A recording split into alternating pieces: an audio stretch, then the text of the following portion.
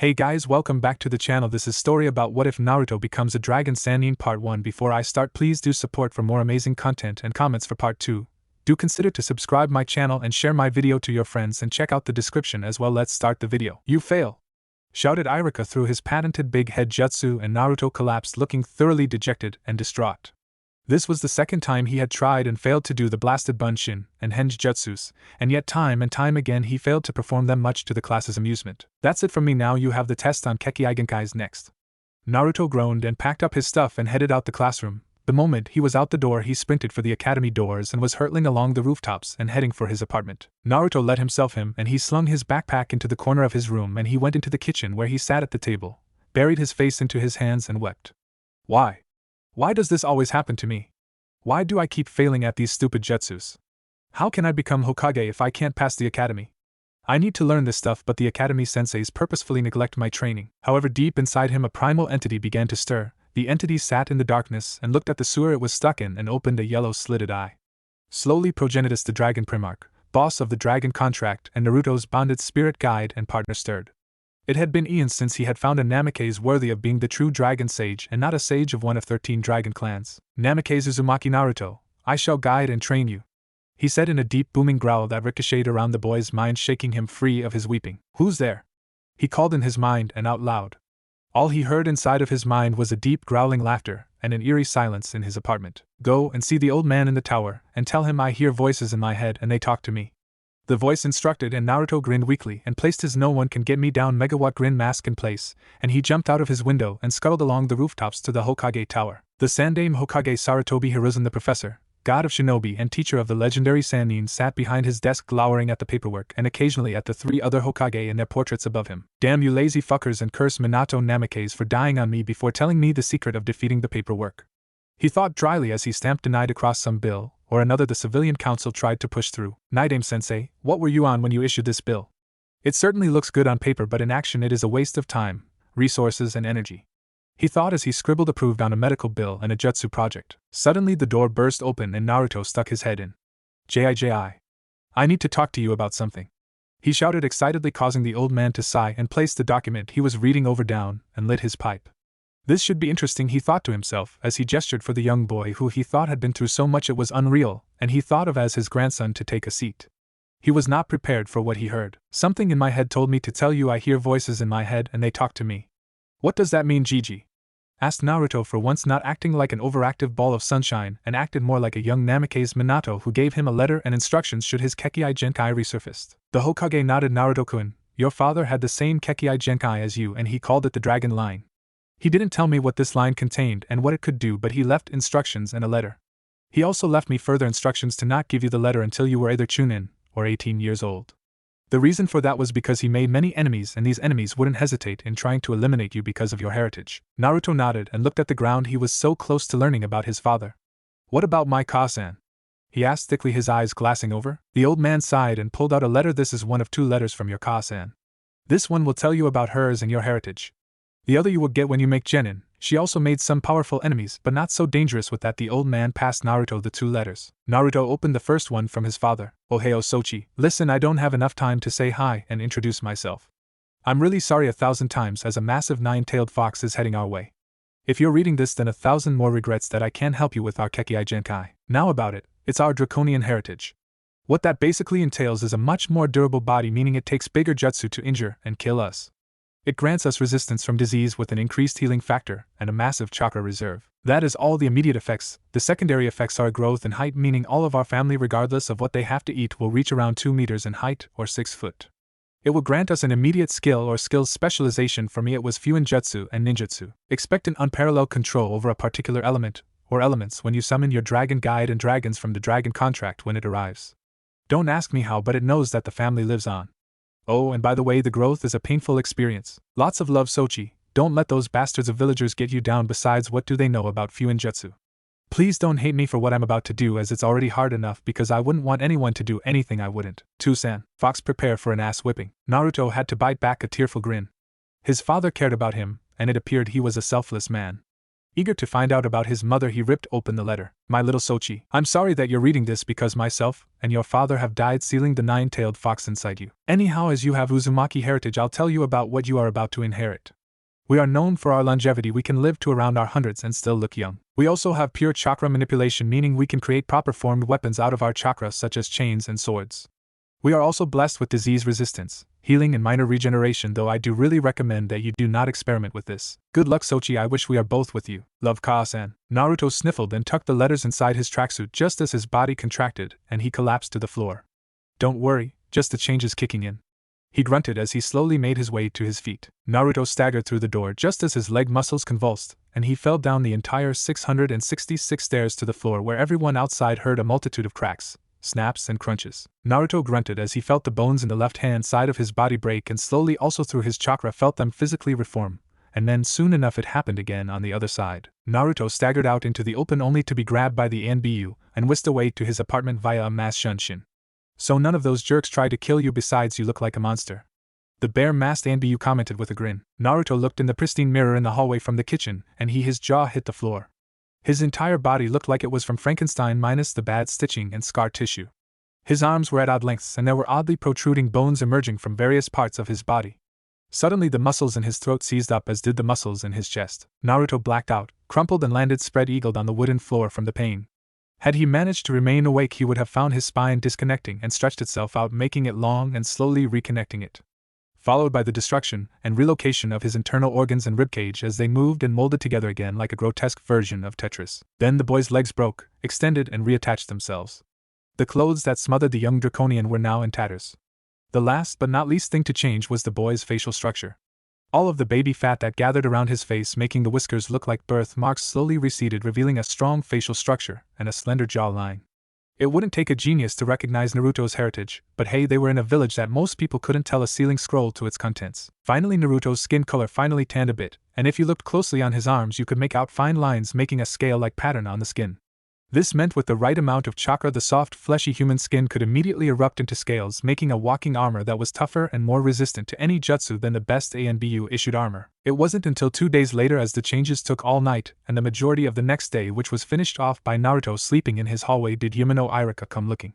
Iruka was possibly the only Chunin at the academy that gave a damn about Naruto and helped the boy read, write, and all of the essentials of education to turn him into something of a passable ninja. Naruto, you alright? Iruka asked frantically as he practically ripped the door off its hinges and saw the unconscious blonde on the hallway floor. What has happened, Naruto? You must have grown at least half a foot to 10 inches. You were definitely a small kid, but now you must be one of the tallest in the class. Just who are? Then Iruka looked out the kitchen window at the Hokage mountain, his eyes fixed specifically on the yondaime. Now, if we gave that head messy blonde hair and Naruto's skin color and blue eyes Kami. Naruto's father is the yondaime. Okay, calm down, Iruka. Calm down, just inform the Hokage and see what he says. Mention the changes in Naruto. Iruka looked around at the faint groaning and saw Naruto slowly get up. Hey Iruka-sensei.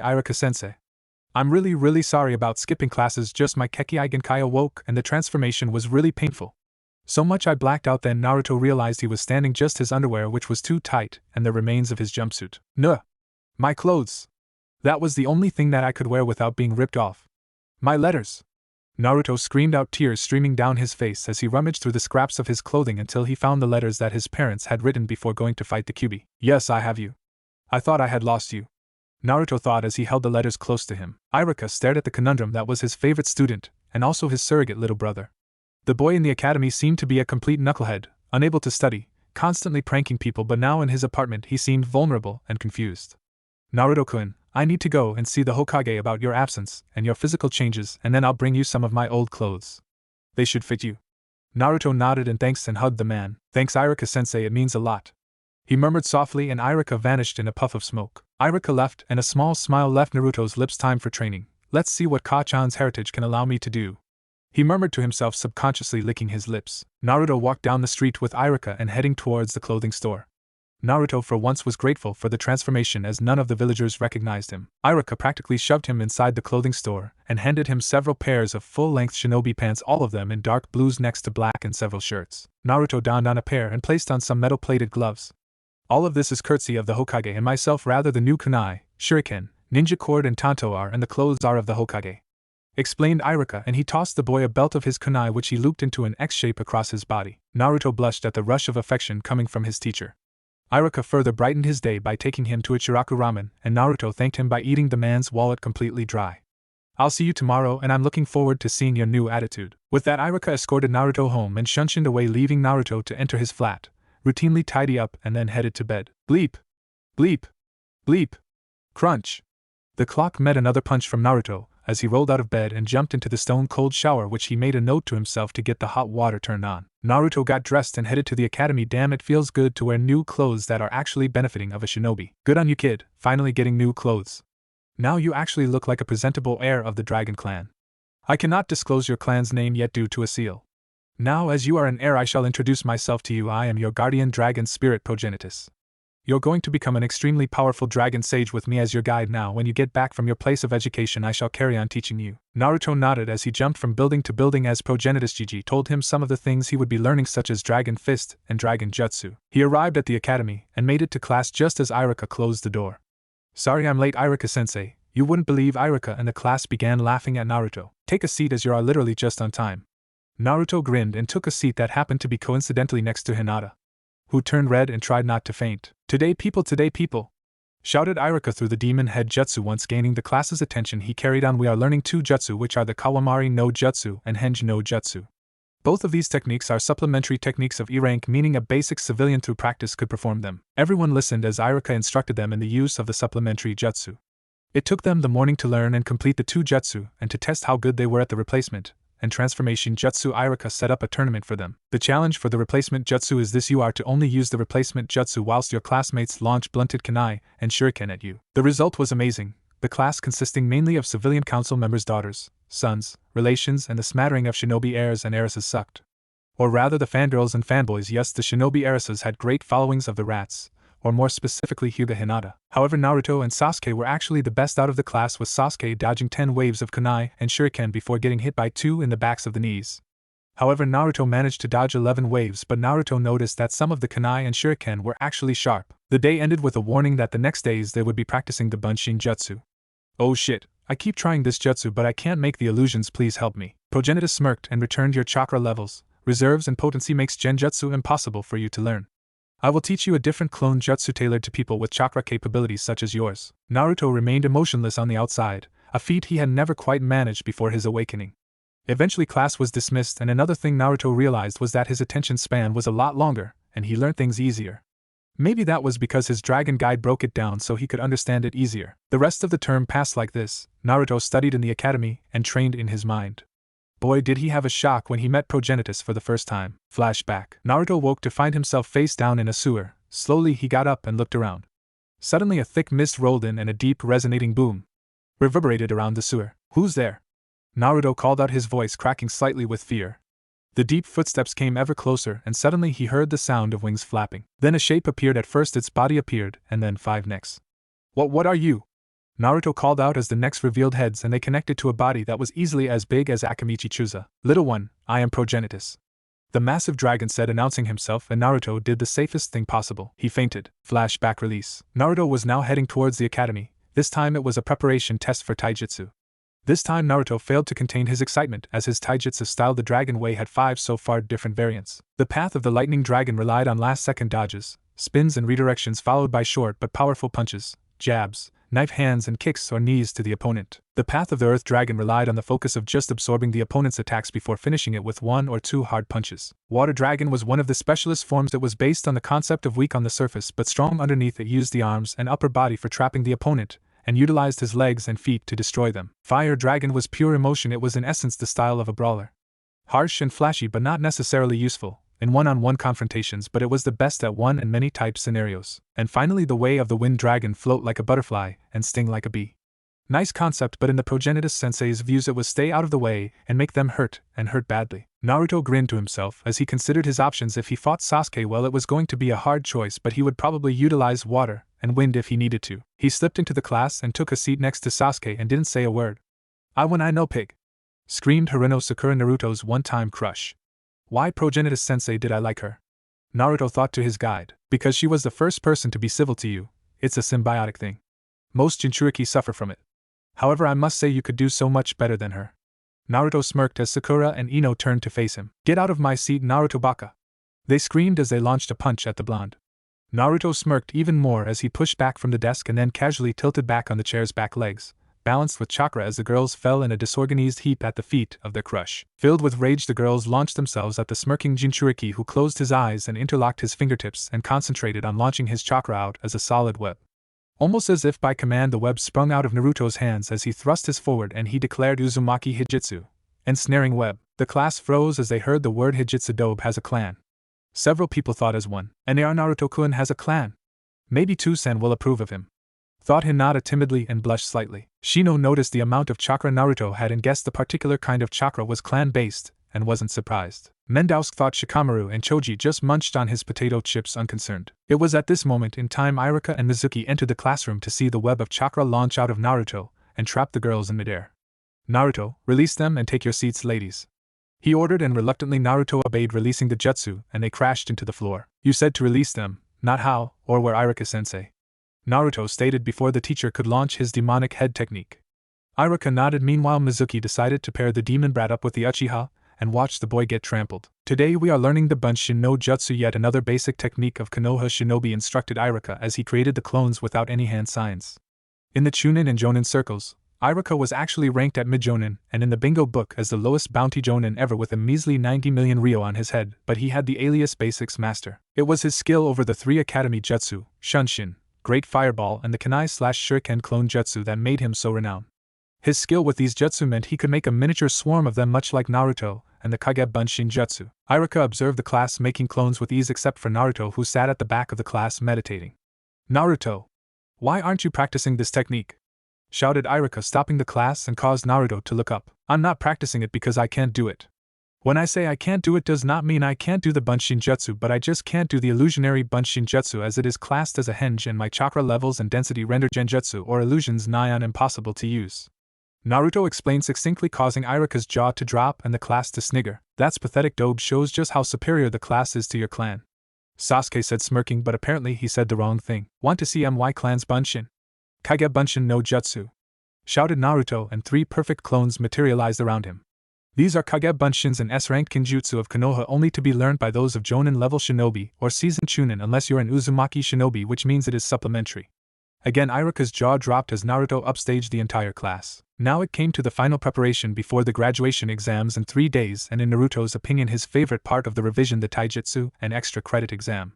He could finally show some of his basic elemental jutsu and fighting styles. First of all, we are going to grade you on your taijutsu against myself, Irika, and your classmates, Mizuki explained, and he separated the girls and the boys and instructed them to get into pairs of his choosing, and each pair entered the arena, and they began to spar. All in all, none of the matches save a few were interesting enough to hold Naruto's attention.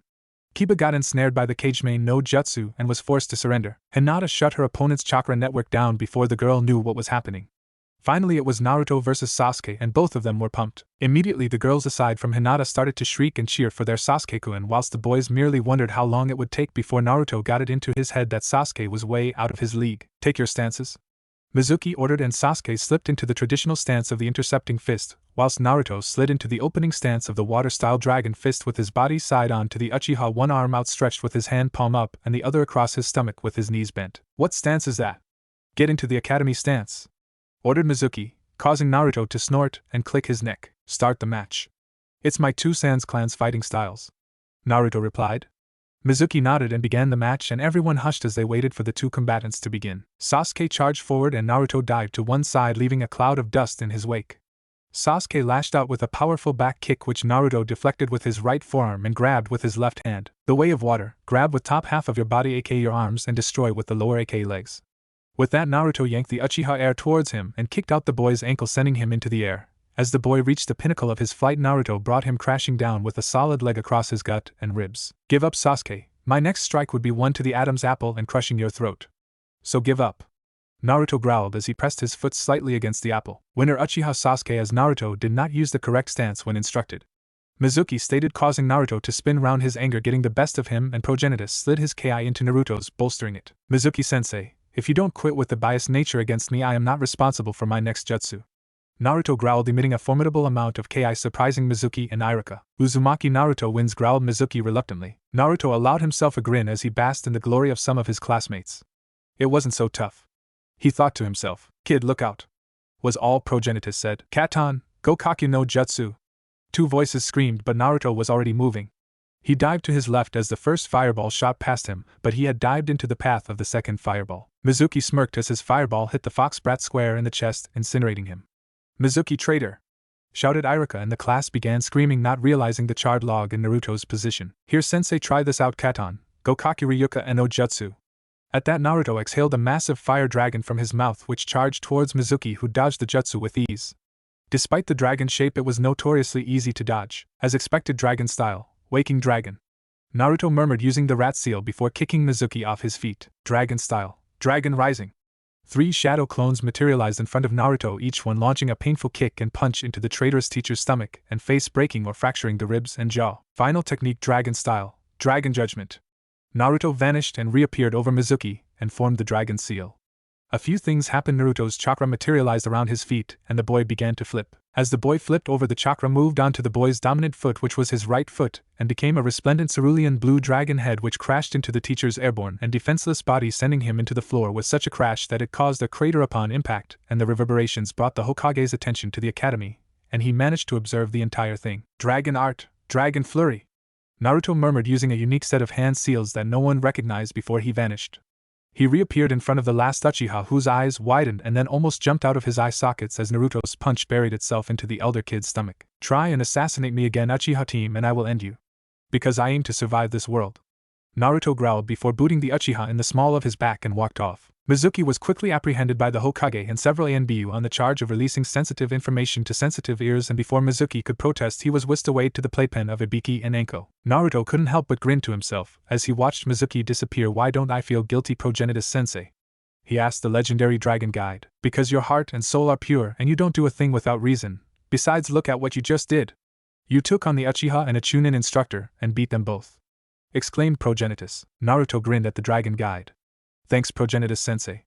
Anyhow, who would you think would be good for me? Progenitus snorted. Unfortunately, little one, I cannot do that. I can only give my advice on potential mates.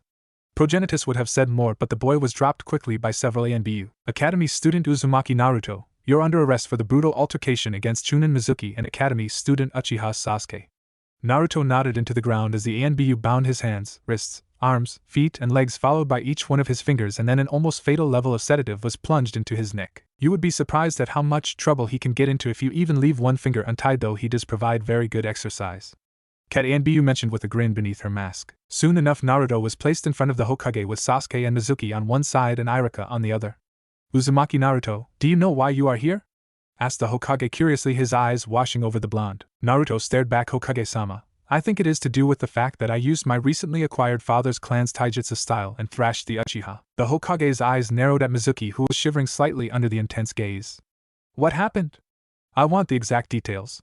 He finished with a growl, pushing a tiny amount of ki out. Iruka stepped up. Hokage-sama, Academy students Uzumaki and Uchiha had a spar in front of the class where Mizuki-san told Uzumaki to take the Academy stance, which I believe had been altered so Naruto would already lose. The Hokage nodded. Continue. Iruka took a breath and continued. Uzumaki said that he would use his clan stance as the Uchiha was using his. Mizuki started the spar and called Uchiha the victor because Uzumaki did not use the correct stance. However, Uzumaki said that if Mizuki did not call him the victor, he would strike the Uchiha's Adam's apple. The Hokage's eyes widened at the statement and whirled on Naruto. Did you threaten your teacher with the potential harm of another student? This is important, Naruto, so don't shrug this off. Naruto's eyes widened at how serious the Hokage was. Hokage-sama, yes, I threatened Mizuki team. Sorry, sensei, with potential harm to the defenseless Uchiha because I had my foot on his throat and an open palm thrust on the ribcage, which are both kill spots, and thus I won. Iruka continued. Mizuki called Uzumaki the winner, and then he and the Uchiha both sent Katon Jutsu at Uzumaki's unprotected back, but he dodged the first and replaced himself just in front of Mizuki, where he used a string of techniques which he called Dragon Style, Waking Dragon, Dragon Rising, and Dragon Judgment. What are these techniques? Asked the Hokage, and Naruto butted in. They are a set of techniques which involved me knocking the opponent's legs out, hence the waking, then I kick them high into the air multiple times, and hopefully turning them back to the ground rising. Finally, I finished my pushing my chakra into my foot after I teleported in front of them and flipped over, hence the judgment. It is a bit like the shadow leaf dance and the frontal lotus. Naruto stated, simplifying his complex technique. Okay, Naruto, you are cleared of wrongdoing as you acted in self-defense, but I must ask you to refrain from threatening potential comrades. Naruto nodded, and the ANBU released him from his bonds. As for you, Uchiha Sasuke, I am ordering you to keep your distance from Uzumaki Naruto at all times aside from when in the academy, missions or group training with your Jonin sensei. Sasuke nodded and the boys left, or rather Sasuke went out the door and Naruto jumped out of the window. Naruto headed to an abandoned training ground slowly as the sedative burned its way out of his system. He touched down and noticed several tree stumps standing in the center of the pitch. Naruto closed his eyes and concentrated on his chakra Uzumaki art. Chains. He growled and out of his forearms 2 crystal blue chains emerged. Each one appeared to be 2 meters in length and covered in a spectral aura. Naruto flicked one chain and the result was amazing. The chain launched forward like a snake, cracking the ground as it soared overhead, and with a sharp crack ripped a hole in the tree trunk opposite him. Naruto snapped the chain back and lashed out with the other chain to the same result. Furthering experimenting with the chains resulted in what appeared to be a telepathic manipulation of them, which resulted in Naruto calculating the potential advantages of telepathically manipulating his chains. Another further discovery was that he could eject the chains from any part of his body. Naruto carried on attending lessons and finally the end of the year approached. Next year you will have the chance to become true shinobi, Iruka called out as they filed out of the classroom. Naruto quickly made his way over to the cliff of Hokages and jumped on top of the 4th head. I finally graduated this year. Only one more year until I become a genin and then on to become Hokage, he exclaimed, causing Progenitus to chuckle. Young one, now you have completed the academy, your actual training starts now. Naruto nodded mentally and with that got off the Yandame's head and headed towards a training ground. Now then, I am going to teach you tree climbing. Place your foot against the tree and run up it. Too much chakra you get blown off, and too little you just don't stick. Get going! Snapped Progenitus, causing Naruto nod frantically. Naruto found a tree, placed a foot on it, and he began to walk.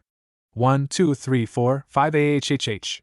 He shouted as he sneezed and involuntarily applied more chakra than needed, and he was propelled off the tree and landed flat on his stomach. Baka, do it again, commented Progenitus idly as the dragon settled down and began to sleep. Naruto stared at the tree and ran up it, this time making it 3 steps further before coming off, and again, this time 6 steps further. Naruto was beginning to get frustrated and this time he barely got a foot on the tree before he was repelled violently. Damn! How come I can't do this? Hollered Naruto as he punched the tree. He heard his knuckles crack and he absent-mindedly rubbed them. Hang on, Progenitus Sensei said shadow clones can be used for a multitude of things such as training, speeding up jutsu learning. Maybe they can be utilized to practice shadow clones. Naruto murmured to himself. Taju Kage Bunshin no Jutsu. Naruto called out, and several dozen Narutos appeared. All right, then start practicing tree climbing exercise.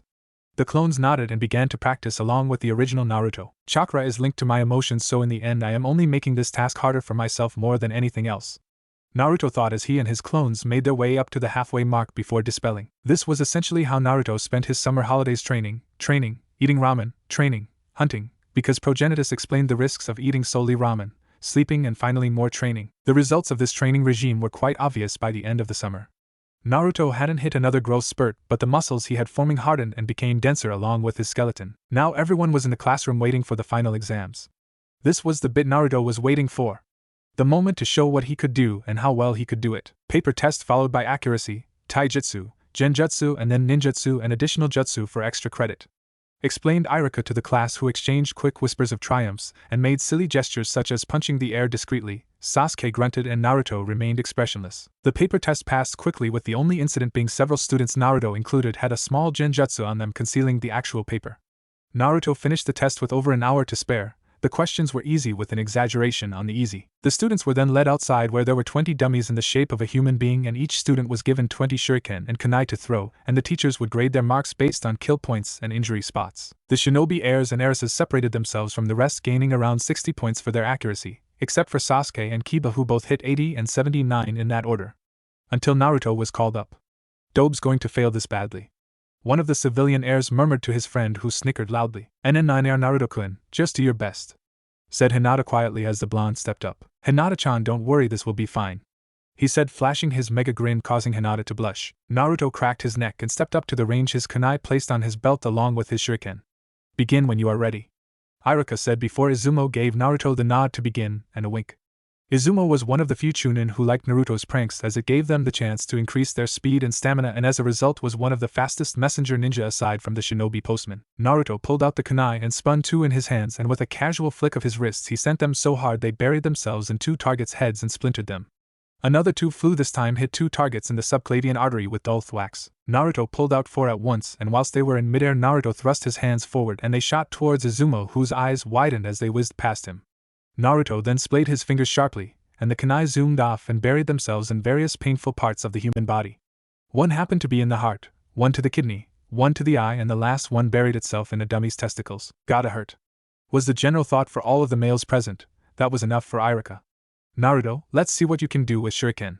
The results weren't as good, but they were impressive. Naruto used all 20 shuriken and hit 10 dummies in 2 separate places, and each of them happened to be kill spots or quickly bleeding out locations. Wow, impressive improvement, Naruto, and now on to the taijutsu tournament. Irika explained, and 3 students entered the arena against each one of the Chunin examiners. The taijutsu had improved slightly, but this time it was Irika who was paired with Naruto, who demonstrated a different dragon path.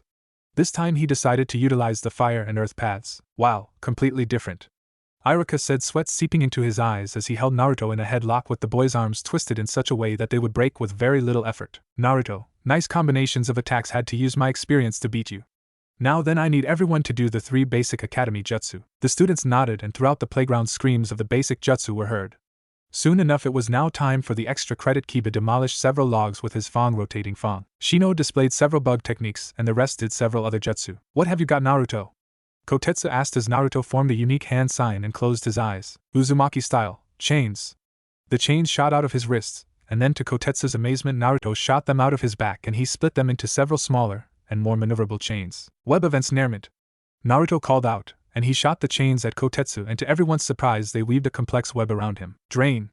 Kotetsu's eyes widened as he felt his chakra being drained from him, but as it began it stopped. See what I can do with one of my Kekkei Genkai, Naruto announced to the crowd, with his chakra chains emerging from his shoulders and the web from his fingertips. For the rest of the day Naruto and his acquaintances spent the day chilling at the playground.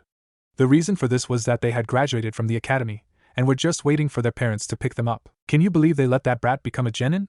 One civilian said to another as they passed Naruto and quickly flashed him a look of pure loathing. Everyone stared at the blonde, who shrugged in response. Shikamaru nodded, but in his mind he was analytically placing the scraps of information he learnt about his blonde classmate together, but only the vaguest of answers was coming to him. The insults could have come from pranks, but that doesn't explain the looks of utter loathing. Those looks can only come from being in the wrong place at the wrong time. The Yandame's greatest mistake? I need to think on this. Naruto always seems to be covered in bruises on October 10th, but what does that mean? Shikamaru was roused from his thoughts by Naruto's sudden movement. I have to go, guys. I'll see you around. Shikamaru nodded and Choji followed suit. Kiba grunted and Akamaru yipped. Naruto passed Ichiraku ramen but didn't pause to eat. Naruto had recently developed a skill for hunting his own dinner, and had some preserved fish, fruit, and vegetables at home. Naruto fried the fish and prepared a salad, all of which he quickly ate. Before heading to bed he headed up onto the balcony which observed the entire village. Naruto lived in a supposedly occupied apartment complex on the outskirts of the village. I finally made genin. I finally did it. I only wish I had some people to actually call friends to celebrate with. He thought morosely to himself. Hey Naruto-kun, congratulations on passing the test. Speaking of which, I heard an interesting loophole if you would like to hear it. A silky smooth voice said from behind him. Naruto spun around to find himself face to face with Mizuki. I thought you were in prison, he exclaimed, backing away slightly. Mizuki chuckled at that. Due to it being my first offense, despite it being dishonorable, murderous, or whatnot, I was actually given parole. No teaching kids, keep away from the academy, and several other things. Anyhow, do you want to hear this loophole or not? He asked quickly, sounding quite hurried. Naruto detected the change of tempo and pitch in the man's which set him on edge. However, he decided to play along. I'm interested. What is the loophole? Mizuki grinned. I've got the demon brat. If a genin can obtain a scroll of power from the Hokage's office, learn a technique, and not get caught with it for half an hour, they do not have to do any D-rank missions. Naruto was hooked, but something didn't smell right. I smell a rat gaki. I rather big one, but let's play along and see where it leads. Progenitus murmured, causing Naruto to mentally nod. Mizuki and Naruto organized the rendezvous point and the timing before Mizuki vanished in a transparent escape. Why do I feel like we have been set up, sensei?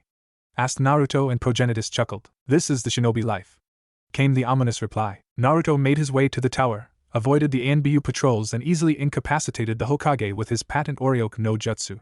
He grabbed the largest scroll he could and he disappeared from the office. The Hokage came round 5 minutes after being knocked out by Naruto's technique.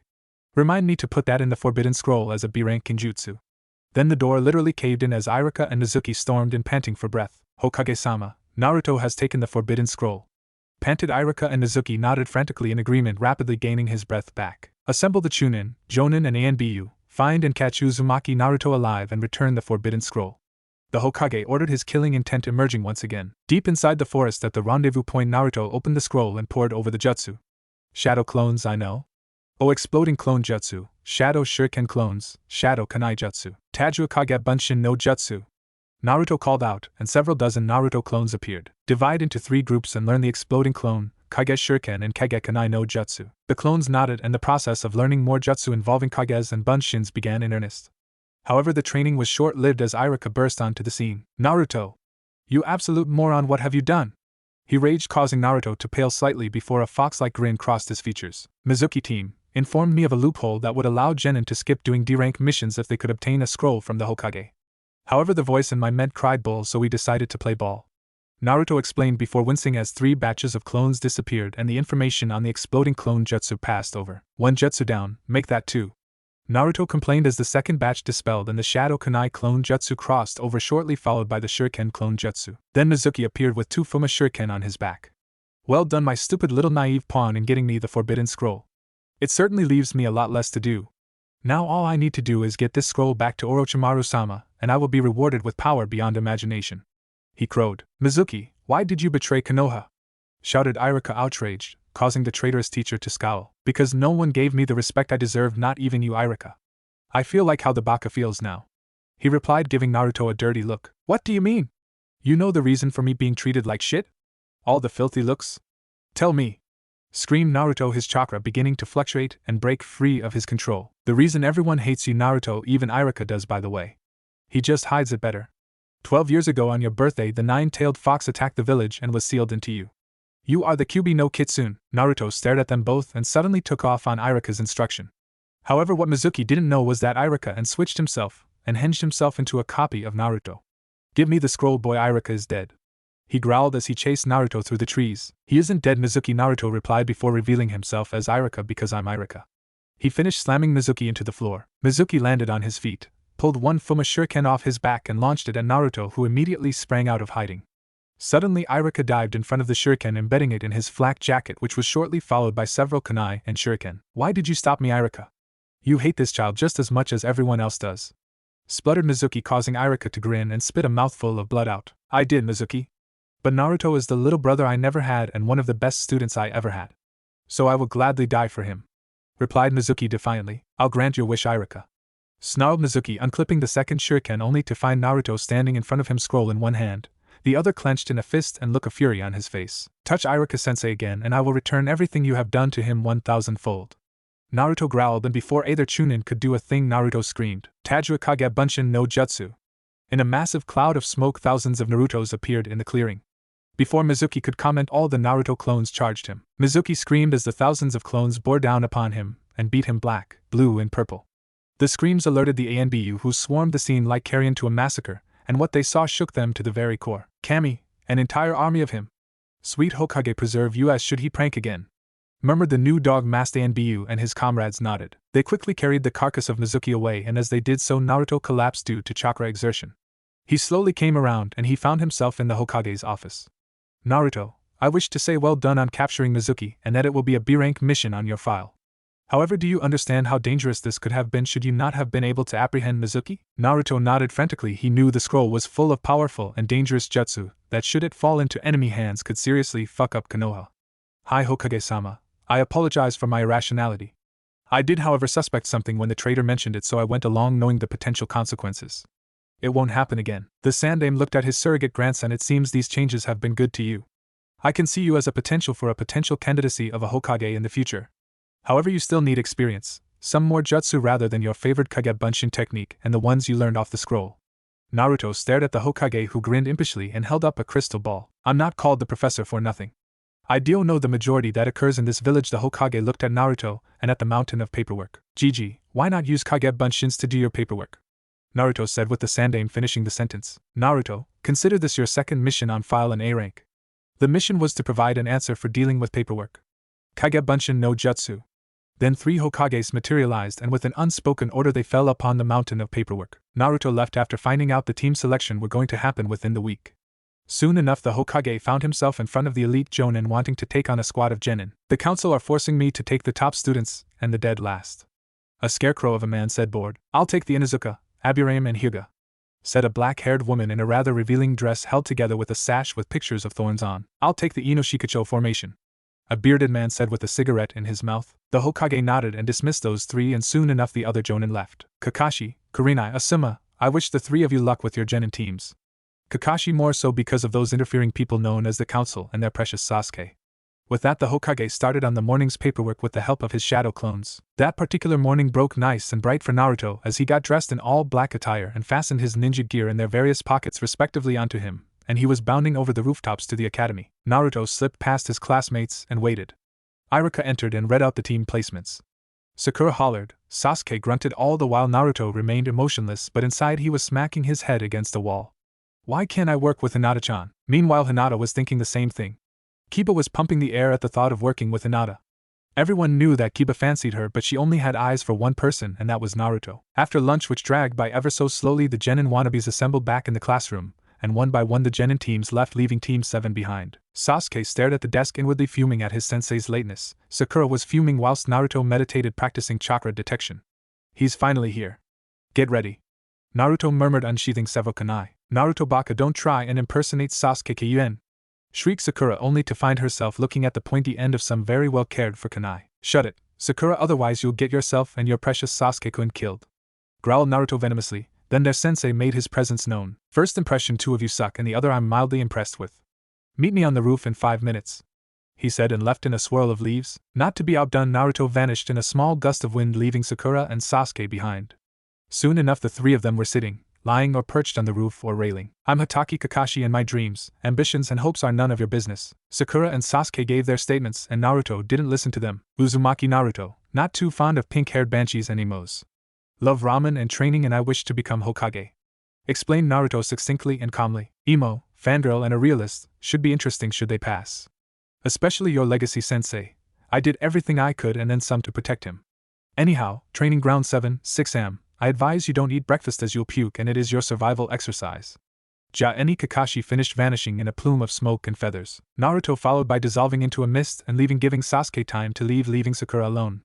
Sasuke-kun, I will have you. Damn you, Naruto Baka. The next morning had barely broken when the three genin arrived at the training ground. Naruto concealed a smirk as he heard the rumbling stomachs of his two comrades. Baka's not eating before a test, he thought, for once not having listened to his sensei's suggestions, and made a decent breakfast for himself. About time you showed up, dope, Sasuke said in his normal way of greeting Naruto, with Sakura cheering Sasuke on. Shut it, the pair of you. I don't want to get up this early to listen to your insults and shrieking, growled Naruto, and the group fell into an uneasy silence. 3 hours passed, and by now the sun had fully risen and their sensei finally arrived. Yo! Sorry I'm late, a black cat crossed my path, had to take the long way around, and then I had to help an elderly woman with her shopping, said Kakashi lamely, causing Naruto's mouth to twitch in a smirk. Sasuke grunted whilst Sakura went to screech, only to be silenced by a glare by Naruto. Wow, howler monkeys can be trained. At least this one doesn't sling shit as well as screech. Kakashi had to stifle a snort at the comments his sensei's son made. Kushinakazen, your son is just like you. I wish you were here, he thought sadly. Kakashi's mother had died when he was 4, and shortly after that his father had committed seppuku due to him abandoning a mission in favor of saving comrades. In the days that followed, Kakashi had become more withdrawn. He graduated the academy early and was stuck on reserve genin teams until his own classmates graduated.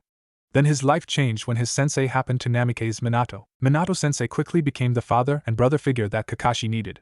This was reinforced when Minato had called on him at home and discovered Kakashi had been living on his own.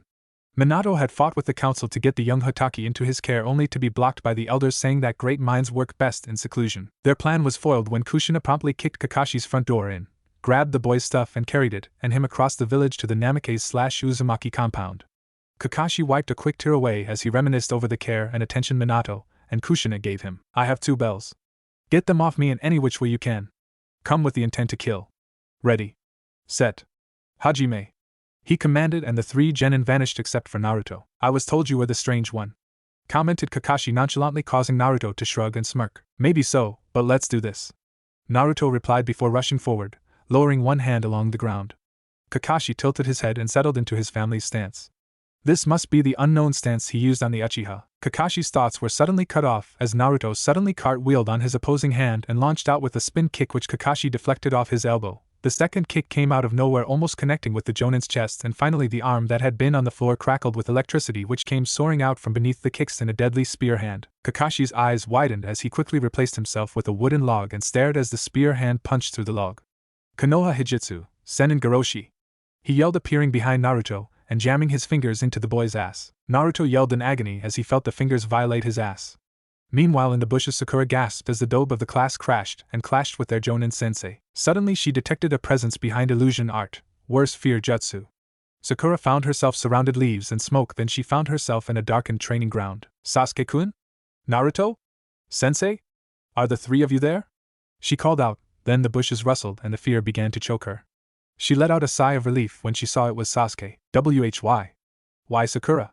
Why did you let me die? Sasuke gasped with blood trickling out of his mouth, and he collapsed, revealing several kunai and shuriken in his back. Sakura screamed and thankfully passed on, letting the pigeons that happened to be floored by her screaming to take flight. Pathetic girl. Kakashi and Sasuke whispered unknowingly in synchronization. Sasuke had positioned himself directly above Sakura, and thankfully she hadn't noticed her. Kakashi's day turned slightly bleaker as he turned around and activated a booby trap. Then all around the scarecrow of a Jonin the sound of displaced air was heard as kunai, shuriken and a few Fuma shuriken whistled into the clearing. Kakashi dodged, ducked, dipped and kawamaried, replacement, himself out of the way. Sasuke's eyes widened and he abandoned his post, and the moment the trees vanished he found himself in an open clearing, and waiting for him was Kakashi. It seems you understand stealth better than the other two, mocked Kakashi. That statement hit Sasuke's Uchiha pride, and recklessly he performed the same set of hand seals in succession. Katan, Gakai no Jutsu! He screamed, exhaling two massive fireballs at the Jonin. No genin should have the reserves to two incredibly powerful jutsu like that. Then neither are they meant to use kinjutsu. Kakashi had been one of the Jonin observing Naruto's confrontation with Mizuki with the ANBU who went to clean up the pieces. Kakashi snapped back to reality to step backwards with his right leg, causing Sasuke to stumble and lash out for a bell, but only managed to touch one. Kakashi smirked as he slammed two smoke bombs into Sasuke's face and dived into the earth. Where is he? Above me? Hiding? Thought Sasuke as he looked around frantically for the elusive Jonin. How about below you, young Uchiha Doton, Shinjuzanshu no Jutsu? Suddenly Kakashi's arm shot out of the ground and Sasuke found himself looking up at the one-eyed Jonin's face. Nice try, can't let you get ahead of me, can I? Ja-ni. With that the Jonin wandered off. After several more individual tries from the genin wannabes, including Naruto fooling everyone with a Kage Bunshin picking up a bell only for it to be yanked off its feet, they found themselves trapped to the posts. Or rather, Naruto was tied to the post, and all of his fingers were also tied together. Sensei? What's with the tying of the Baka's fingers together? Asked Sakura curiously, and suddenly she was faced with a look of fury. I don't tolerate insults to my subordinates. In banter all is fine, but that is just plain insulting. Insults lead to confrontations and fracturing of teamwork, which leads to death. Naruto is known to be able to cause havoc with just one finger untied. Despite that, ANBU and Jonin find him pretty good exercise, and the results show that our Hunter Nin division is made up of Naruto chaser Nins, explained Kakashi before turning to the three of them and pulled out two bento boxes. That was an interesting display of skills. I have come to the conclusion that one of you doesn't deserve to go back to academy. At that the three genin looked up apprehensively. You all deserve to go back to the academy. Sasuke, Naruto, the pair of you foolishly tried to take me on single-handedly, and Sakura, you ran around in a daze looking for Sasuke when Naruto was suspended from a tree not 10 meters from you. Kakashi suddenly cut Sakura free. Sakura, kill Naruto or Sasuke dies. Sakura was so shocked by the order she didn't know what to do apart from panic. As I thought, now I will give you one last chance. None of you are to feed Naruto at all. With that the scarecrow vanished. Sasuke looked at Sakura and pulled out a kunai and sliced through the ropes around Naruto's fingers, which instinctively formed a seal, and Naruto kawamaried off the post, leaving a log behind. Suddenly thunder boomed and lightning flashed and Kakashi appeared in front of them. You broke the rules, he yelled, and the storm intensified. We are three and we are one. You punish one of us, you punish us all, shouted the genin in unison, causing the storm to abate. You all pass. Team 7 has officially formed and we start missions tomorrow, Kakashi ordered before vanishing to the memorial stone. Sensei, what's up with this stone? Naruto asked when Sasuke and Sakura had left. Kakashi turned around and jumped slightly. He had forgotten that Naruto was still standing there. This stone is to commemorate all of the fallen shinobi who gave their lives for this village. My teammates are on here, Uchiha Obito and Norin. My sensei and my father is on this stone, Kakashi explained sorrowfully. My two-san and ka-san are on here, though I got letters from them but no names unfortunately, Naruto replied as he stood next to Kakashi's side as they gazed on the stone. Sensei, I have a question.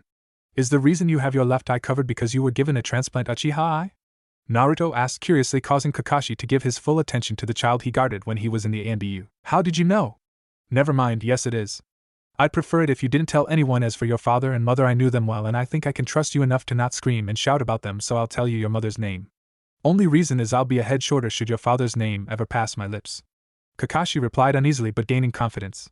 Looking around and extending his senses, he didn't detect anyone and whispered in Naruto's ear. Your mother's name is Uzumaki Kushina. He whispered and Naruto's eyes widened. My Ka-san was the Red Death. That means my father was the Yondaime Hokage. Naruto finished only to find Kakashi's hand over his mouth. How did you find out? Kakashi whispered frantically. I've been in Gigi's office so many times and seen the mugshots of the other Kages and looked in the mirror. Take the facial fat and whiskers away, I'm a spitting image of him. Naruto replied, a fox-like grin on his face. Kakashi couldn't help but smirk. Well, I'm off to report on the fact you three passed my test. With that he shunshined away. Naruto stared at the stone, turned around and headed into town. I passed Progenitus Sensei, now what? Progenitus smirked and went to sleep, but not before saying work on creating your own dragon-themed jutsu. Naruto grunted and resumed walking as he hadn't yet mastered the technique of walking and talking mentally. Kakashi was greeted by a fistful of kunai and shuriken the moment he entered the Hokage's office. What's with the unwelcoming party? He asked curiously before looking up at the clock and realizing he was on time. I had an interesting batch of kawaii genin this year and decided not to make you wait for several hours. Kakashi continued and the kunai were lowered reluctantly. Team 1? Asked the Hokage. Fail. Team 2? Fail. Team 3? Fail. Team 4? Absolutely crap. Team 5? Don't ask. Team 6? Failed. Team 7? Passed. Flying colors, though lots of work is needed for them. Responded Kakashi. Teams 8 and 10? Passed. Kurenai and Asuma chorused together. Soon enough all of the jonins left the office except for Kakashi. What is it, Kakashi? Asked the Sandaime curiously. Kakashi put his book away and looked out the window. Hokage-sama, Naruto knows about his parentage. I'm not sure how he did so. Team 7 reporting for Capture Tora mission, said Kakashi, and Iruka winced whilst the Hokage smirked. Sensei, what is so special about Capture Tora? I mean, it's just a D rank. Asked Sakura curiously whilst Naruto tried to keep himself from laughing at his pink-haired teammate's naivety. Something funny, Genin Uzumaki? Asked Kakashi curiously, smiling, but inside he knew that Naruto had probably seen this mission before. Oh Sakura, how little you do not understand about this mission. This mission has been around for as long as the village has been standing. Because the target is a cat makes it a D rank, however my version is AC, possibly B rank. It is also a rite of passage. Enough of me talking about it, and Sakura thinking Naruto baka is way inferior to Sasuke-kun. Listen, look in the mirror. Naruto finished after impersonating Sakura's screech effusively. 15 minutes later Sakura was fuming at Naruto. How can you be not worn out? She ranted at him, causing him to smirk. Because I, unlike you, do not charge in and grab the cat at first opportunity. One wanted to wait until the thing was firmly between the three of us before catching it. Naruto growled before extending his senses. Thankfully we're in luck as the cat is an alleyway 10 minutes away. This time we use ninja wire. Naruto ordered before vanishing in a shunshin. Sasuke and Sakura caught up with their blonde teammate and surrounded the cat on the building. Sasuke, get it now. Naruto ordered and flung his ninja wire strips as Sasuke threw his, and they formed an effective net trapping the cat on the floor. Half an hour later, because Sakura let the bloody thing go, a sweaty Sakura, a panting Sasuke and an absolutely shredded Naruto stood or slumped in the mission office. Mission complete, Hokage-sama. The report shall be handed in tomorrow. Kakashi explained, and the Hokage nodded and couldn't help but smirk at the injuries. The next days were like this. Learn teamwork exercises, get a mission and watch Sakura bungle and Naruto bungle and trying to bungle out Sakura. Which results in Sakura trying to hit Naruto rather ineffectively. Naruto dodged the strike and hit her solidly in the back of the head, knocking her out. A month dragged by and the mission's success carried on climbing. Jutsu training was also bloomed for Naruto, as he now had 10 jutsu. 2 for each of the basic elements, along with what Progenitus Sensei called an Uzumaki Genin level of chakra control. This meant that Naruto had Chunin reserves of chakra which were increasing daily equally with every increasing control. He knew that he would never be a Senju, Aburame or Nara in chakra control, but he would keep his chakra under control. I want a C-rank JIJI, shouted Naruto one day whilst in the mission office.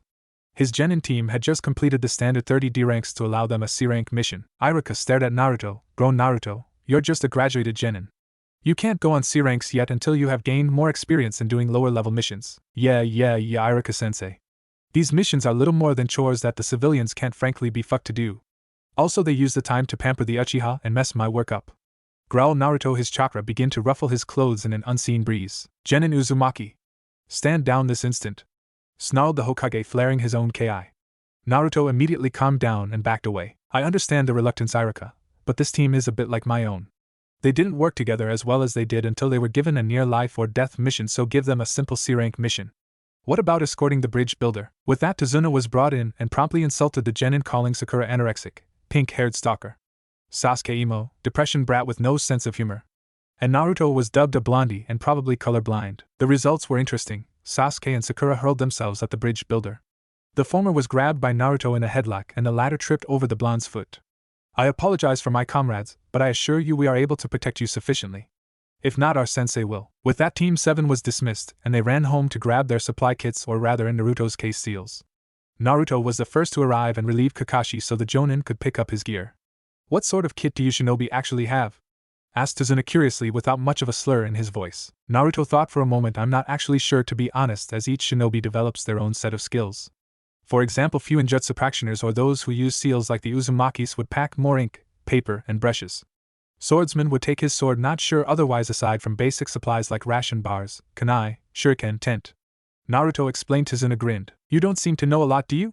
He said jokingly, but he stopped laughing with the look on Naruto's face. I have severe learning difficulties. I learn better by doing.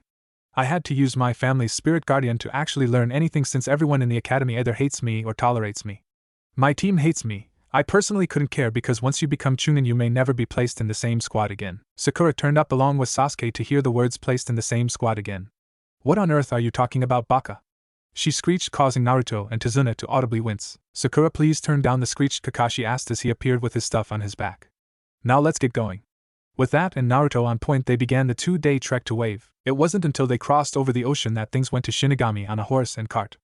As they passed the puddle, Progenitus spoke up. Kid, shit genjutsu. 2 Kiri-nuke be ready. Naruto nodded and indicated to Kakashi that he had detected a threat. Surprising, it seems Naruto has been hiding something from the team. Not surprising considering the treatment he has been receiving. Sensei, how did you cope with Obito, Rin and I? Help me now. Let's see who these ninja are after. As Kakashi passed by, the Kirinins launched themselves at Kakashi. The chain holding the ninja together looped around the Jonin and suddenly constricted, allowing the Kirinins to cut Kakashi in half. Naruto's eyes flashed as he detected the subtle Kawamari that Kakashi used and unsheathed 2 kunai, as did Sasuke. Sakura, you guard the builder. Sasuke, you go left, I go right. Naruto ordered, confusing Sasuke. Sasuke heard the order, snorted, and charged the one on the right, same as Naruto. 1 down and 4 to go. One of the Kirinins rumbled through his respirator, causing the other to chortle. Earth style, dragon wall. Naruto shouted and the earthen wall ripped out of the ground, surprising the 2 Kirinins. Make it 3 down and 2, as these 2 genin don't know who they're dealing. The ninja didn't get to finish as he found himself facing a massive earthen dragon wall. The Kirinins dodged the wall only to hear Katon, Gokaiu and no Jutsu. The same Kirinin dived under the fireball and charged the Uchiha, causing Naruto groan and dive for the other Kirinin when crack, bang, thud, oomph. The Kirinins went limp as they found themselves in headlocks courtesy of Kakashi. Well done you two, though Sasuke, we need to work on your listening to orders, and Naruto, brilliant use of Doton Jutsu. Now shinobi attacking shinobi is one thing, but attacking a civilian? This means you're hiding something, Tsunade. What is it? Commanded Kakashi. Tsunade quailed beneath the icy disposition of Kakashi, and quickly explained that Wave Country was poor and in debt because of Gado. We used all the money we had to fund a C-rank mission from Konoha because of they had lower prices. Kakashi nodded. That was why Konoha was more self-sustaining than some of the hidden villages. Due to their climate and reasonable mission pricing, and from time to time debt payment ensured a steady influx of missions. What do we do, my kawaii cute genins? Next opponent will most likely be a Jonin-level shinobi. He asked curiously. Don't care. Grunted Sasuke. Sakura squealed at how cool Sasuke-kun was. But on the inside she was worried. I want what is the right thing, sensei. She blubbered. Continue the mission, for a few reasons. 1. It shows that Konoha cares about clientele. Though Tsunade-san, once your country gets back on its feet you will pay the difference of a C rank to an A rank. Secondly, alliances. Should Konoha come to physical harm, Wave Country would help out. Naruto retorted, effectively shutting up Sakura's protests. Kakashi, I smiled at Naruto. We carry on. With that, the shinobi resumed formation with Kakashi up front and Naruto bringing up the rear.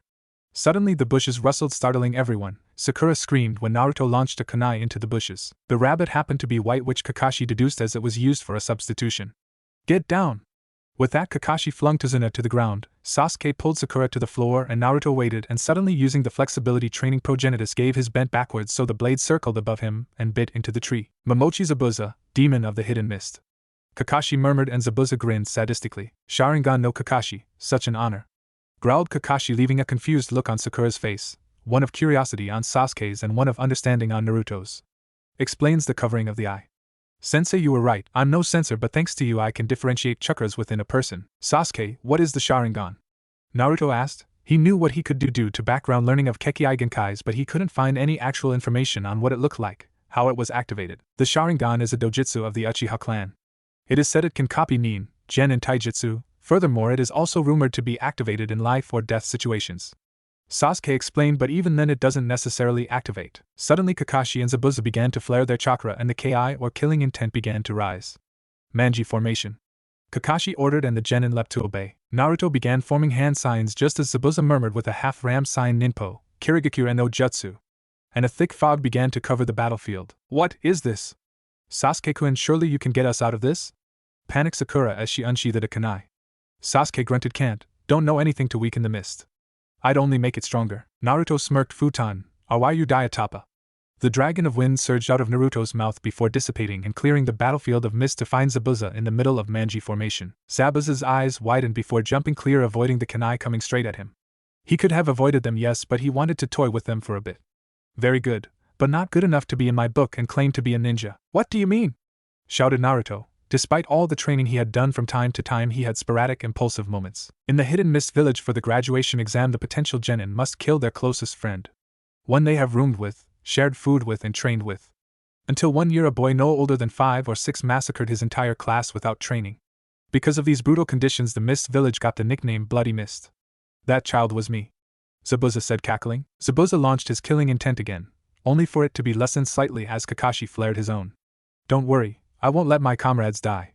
With that Kakashi unveiled his Sharingan, and launched himself at Zabuza, who did the same. They clashed like lightning, kunai and blades slamming into each other and separating. Ninpo, Kirigakure no Jutsu. This time the mist rolled in much thicker and densely lied and in chakra. 8 kill points: lungs, larynx, jugular, subclavian artery, heart, spinal cord, head. Now which one shall I pick? Cackled Zabuza as he materialized for a second time inside the Manji formation. This time Kakashi appeared and stabbed Zabuza in the stomach, but was shocked to find it was a water clone. Zabuza grinned and appeared, then ruthlessly bisected Kakashi, who in turn was found to be a water clone. How did he? Zabuza thought, then he remembered when he brought the mist in. He copied me then. Zabuza realized, and the fight picked up in furiosity and tempo against Kakashi. The jutsu thrown were either A, copied and thrown back, or B, already had been copied. This is the power of the Sharingan. Incredible, thought Sasuke and Naruto, while Sakura's eyes were filled with hearts at the thought of being the one to carry on the Uchiha line. Fucking stupid pink-haired howler monkey hybrid bitch thing.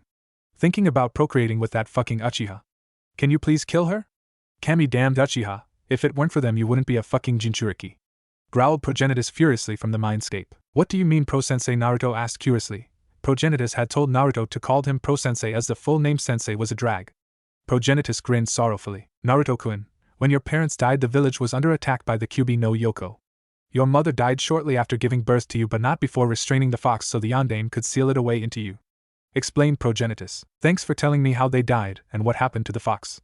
But who exactly were my parents? Asked Naruto, annoyance beginning to seep into his voice. The Yondaime Hokage and Uzumaki Kushina, the Red Terror of Kumo and the Red Hot Habanero. Progenitus replied bluntly, tell your Gigi to tell you the truth under orders of your guardian spirit. Naruto nodded. It was at this point that Kakashi stepped onto the water and was enveloped in an orb of water. Naruto concentrated on the situation at hand. Kage Bunshin no Jutsu. He shouted and several thousand Naruto clones appeared. Thinking quickly, Naruto chucked several Fuma Shuriken to Sasuke, who nodded at the plan. Naruto and his clones bull rushed Zabuza, who effortlessly batted them away, until Sasuke launched himself into the air. Kage Fuma Shuriken Bunshin. The first demon windmill shuriken whistled past the first Zabuza and past the second, only to reveal 3 more shuriken concealed in its shadow, all of which burst into smoke to reveal several Narutos who hurled kunai at Zabuza, forcing him to remove his arm from the water prison. Kakashi capitalized by launching himself in front of his students whilst copying the jutsu water style. Water Dragon. Several more jutsu were thrown when Progenitus spoke up again. Naruto-kun, a suitable mate and a descendant of the Kori no Ryu clan. Naruto's eyes widened. The Kori no Ryu were a middle-tier dragon family of the dragon summoners. The dragon contract was one of the most complex contracts in existence. It was set up into tiers. The first tier was known as primary clans. They were the 5 basic clans representing the elements.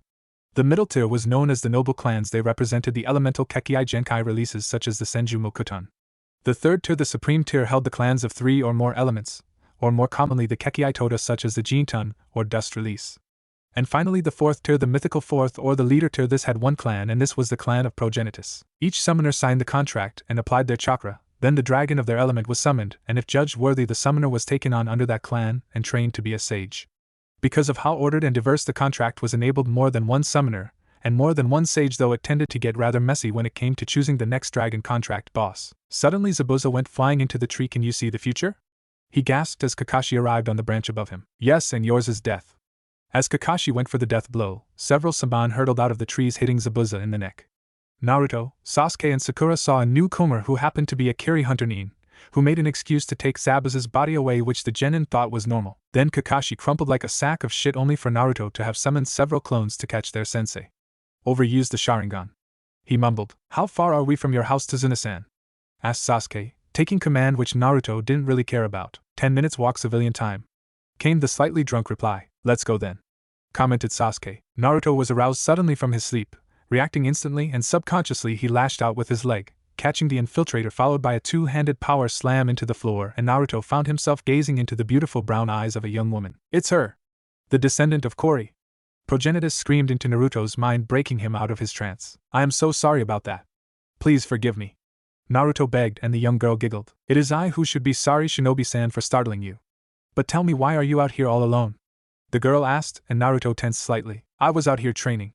Due to problems with my team and their distance behind me in my training, my sensei told me to work on my own. But tell me, why are you out here all alone?" he replied, quoting the words Progenitus was whispering into his ear. Haku stared, momentarily caught off guard by the sudden turn of questioning. "I was out gathering herbs, for my uncle, he is sick," she replied, her heartbeat quickening slightly, but it was enough for Naruto to detect. "You mean for Zabuza, Hunter Nin-san?" he whispered, his hand twitching for his kunai and the girl reaching into her basket for her weapon, probably some bond needles. "I mean you no harm. I just wished to talk to a child of the Kori no Ryu," Naruto said, unclipping his kunai and shuriken holsters and sitting on the ground, and the girl followed suit. "I'm Yuki Haku of the Hayatan, and as you quite rightly deduced, a child of the Kori no Ryu clan.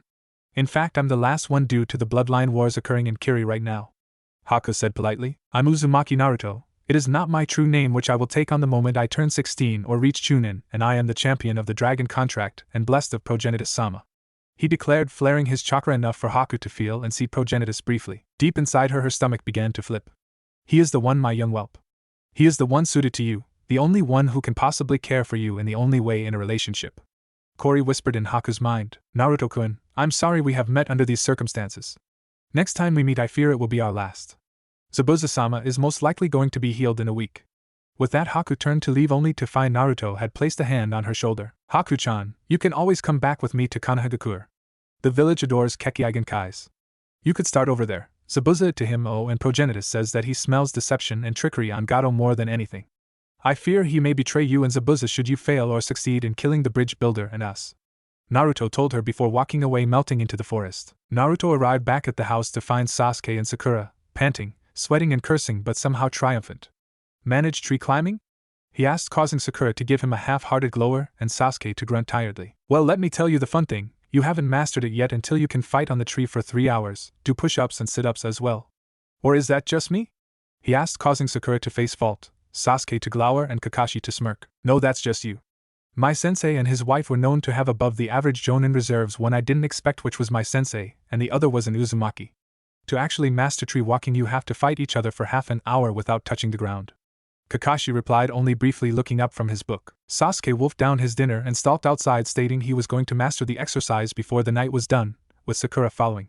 "Kage Bunshin no Jutsu," Naruto murmured, and 12 clones appeared. "3 of you observe those 2 so they don't kill themselves, and the rest of you keep watch," Naruto ordered before heading to bed, with Kakashi following, but not before he too left some Kage Bunshins behind to clean up and to bring in the eventually tired genin. It was around midnight when Kakashi dragged the 2 passed out and exhausted genin in Bakas. They managed to master the tree walking after 2 days of learning just to keep up, Kakashi murmured, tucking the 2 genin up before disappearing in puffs of smoke. The next morning, Naruto was found by Sasuke and Sakura, followed by reading Kakashi, in boxers and t-shirt, and shivering.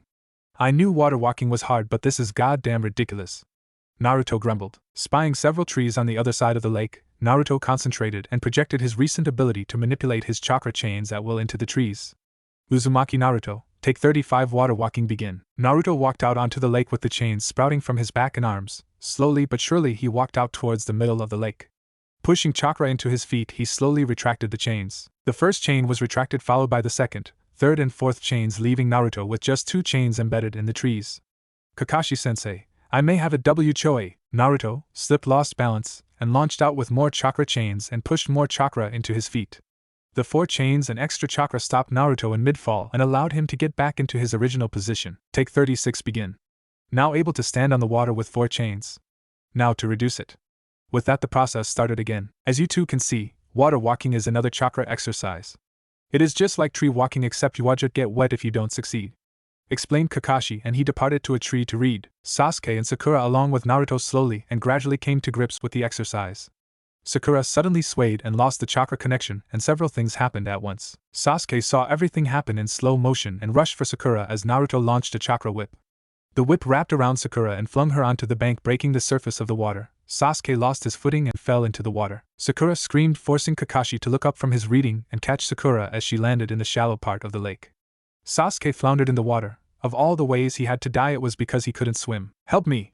shouted Sasuke as his arms slapped the water, sending it into his mouth, as he futilely tried to keep his head above water.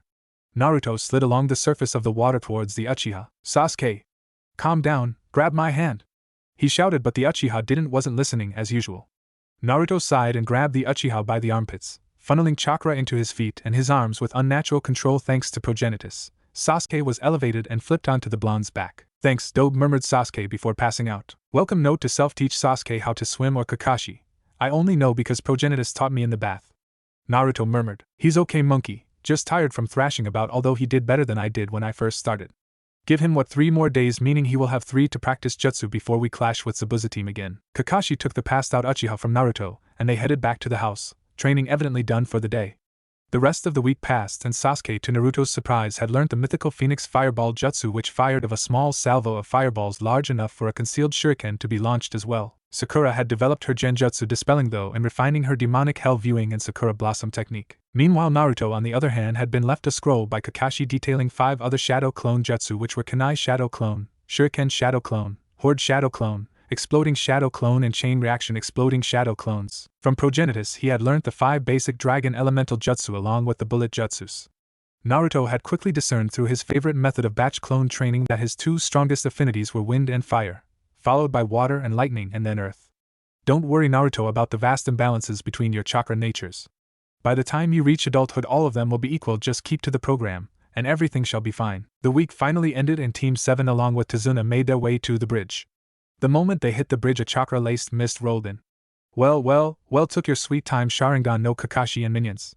Let's see how much you have improved," cackled Zabuza. "Wind release, great dragon breakthrough," shouted Naruto, exhaling a mouthful of wind, shaping themselves into miniature dragons as Sasuke shouted. "Fire release, dragon fire." The flames of the attack melded with the wind, and a napalm of superheated wind dragons roared along the bridge. Kakashi seized his chance and charged up the bridge and launched himself at the missing Nin. "Sakura, protect the bridge builder. Naruto, cover me with the associate," Sasuke ordered as he rushed the hunter Nin.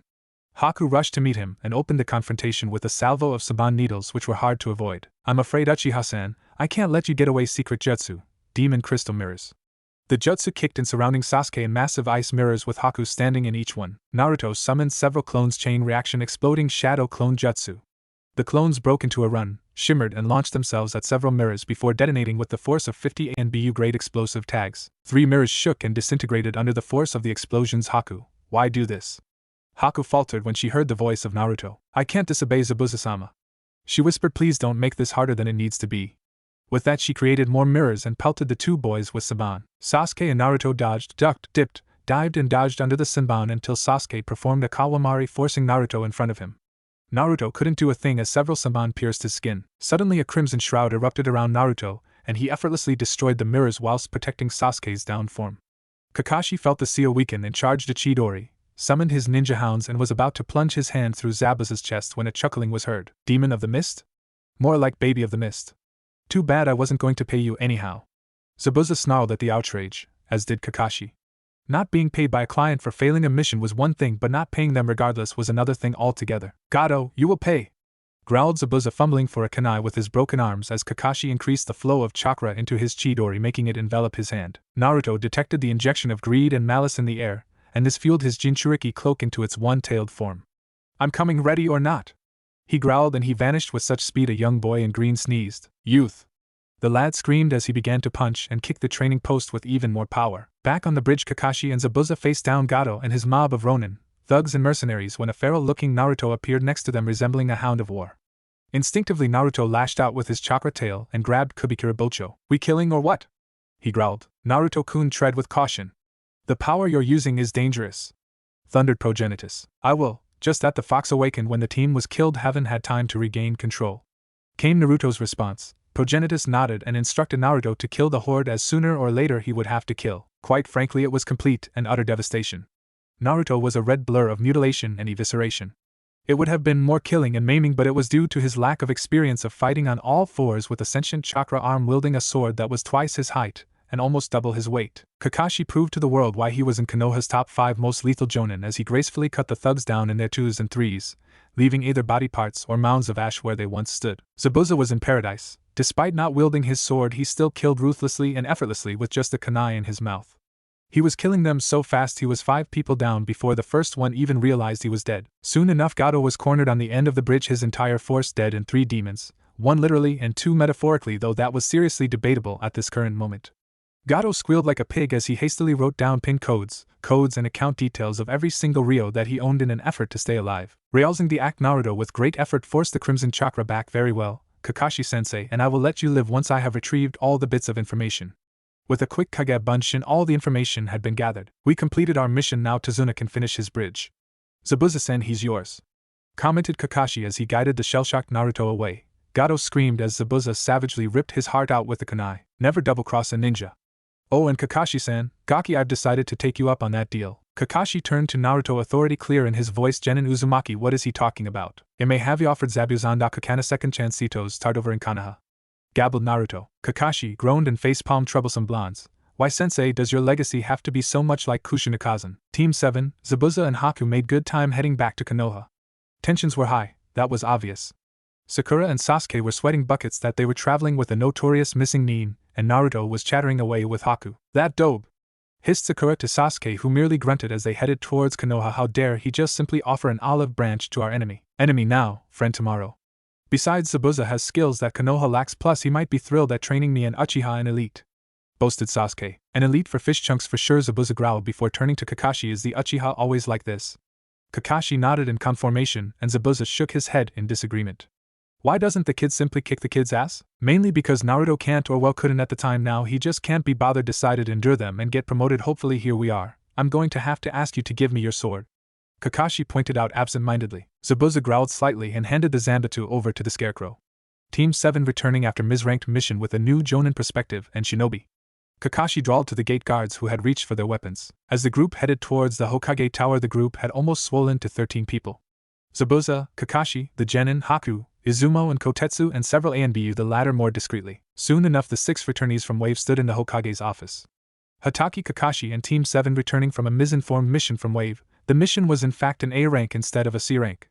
The client lied due to lack of funding. Naruto tuned out as Kakashi went into depth about the mission. Sarutobi looked at the group in shock and with a single hand sign incinerated the paperwork. Oops, he murmured carelessly as he pulled out a sake bottle, paper and ink. Sarutobi ordered Kakashi to go through the mission again as he wrote down everything that happened and everything that went wrong. Finally he put his pen down. Team 7, first of all, congratulations on your first C rank and A ranked mission. However, I must caution you about going into complex situations without the necessary training or supervision.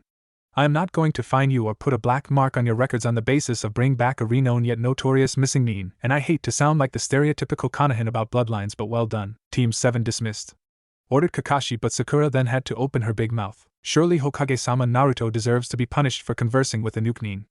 According to she trailed off when the Hokage's eyes hardened at her. Who runs this village, girl? He rumbled. You, Hokage-sama, came the terrified reply. Who makes the final decision on these things? Came stern voice Liden with the intent of patronization. You, Hokage-sama, but why are we all punished instead of just Naruto baka? She exclaimed, causing tangible killing intent to rise from Naruto. We are a team, we succeed, fail, live and die as a team. That is Konoha's way. For the record, every alteration between myself, Genin Uzumaki Naruto, Genin Haruno Sakura and Genin Uchiha Sasuke is always along these lines, along with Haruno taking all of my plans and claiming them as Sasuke's.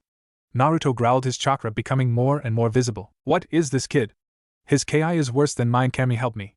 Thought Zabuza as he gulped slightly. Gaki, calm down, the Hokage won't take much more of you flaring your ki.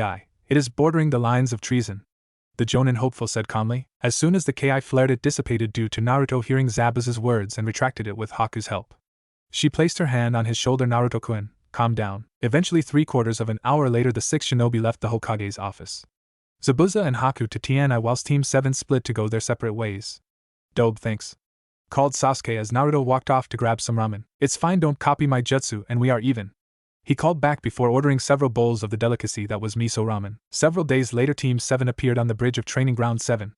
As per normal, Naruto wandered off to the lake nearby, summoned several Kage Bunshin, and started sparring on the surface of the lake.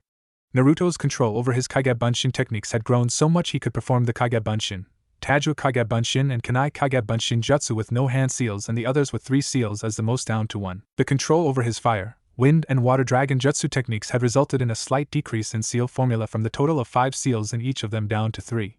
However, his lightning and earth jutsu still needed work from the 8 hand seals down to 5. Progress is progress.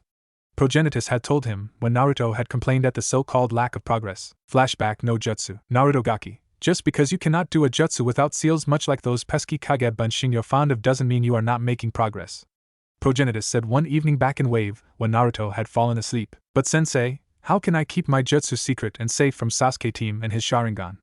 I need to get my jutsu down to 1 seal or none. He griped, causing Progenitus snarl at how boneheaded his current charge was. Naruto, enough. You must understand that progress takes time, and no matter what you do, you cannot speed up the process no matter how many Kage Bunshins are used. Progenitus thundered before continuing in a normal vocal range. It is better to walk than run.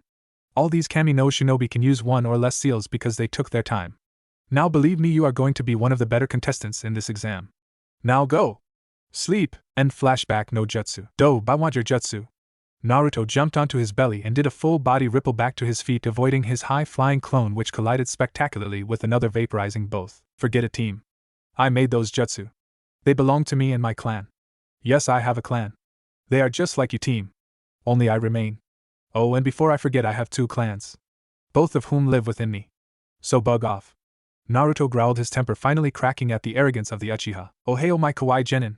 Lost on the road of life, only to find a memo to register you for the Chunin exam, said Kakashi the moment he appeared, abating Sakura's temper. Naruto and Sasuke shared a look and a nod with each other. They may hate each other's guts, but they would shoulder the animosity to try and make it to the next rank.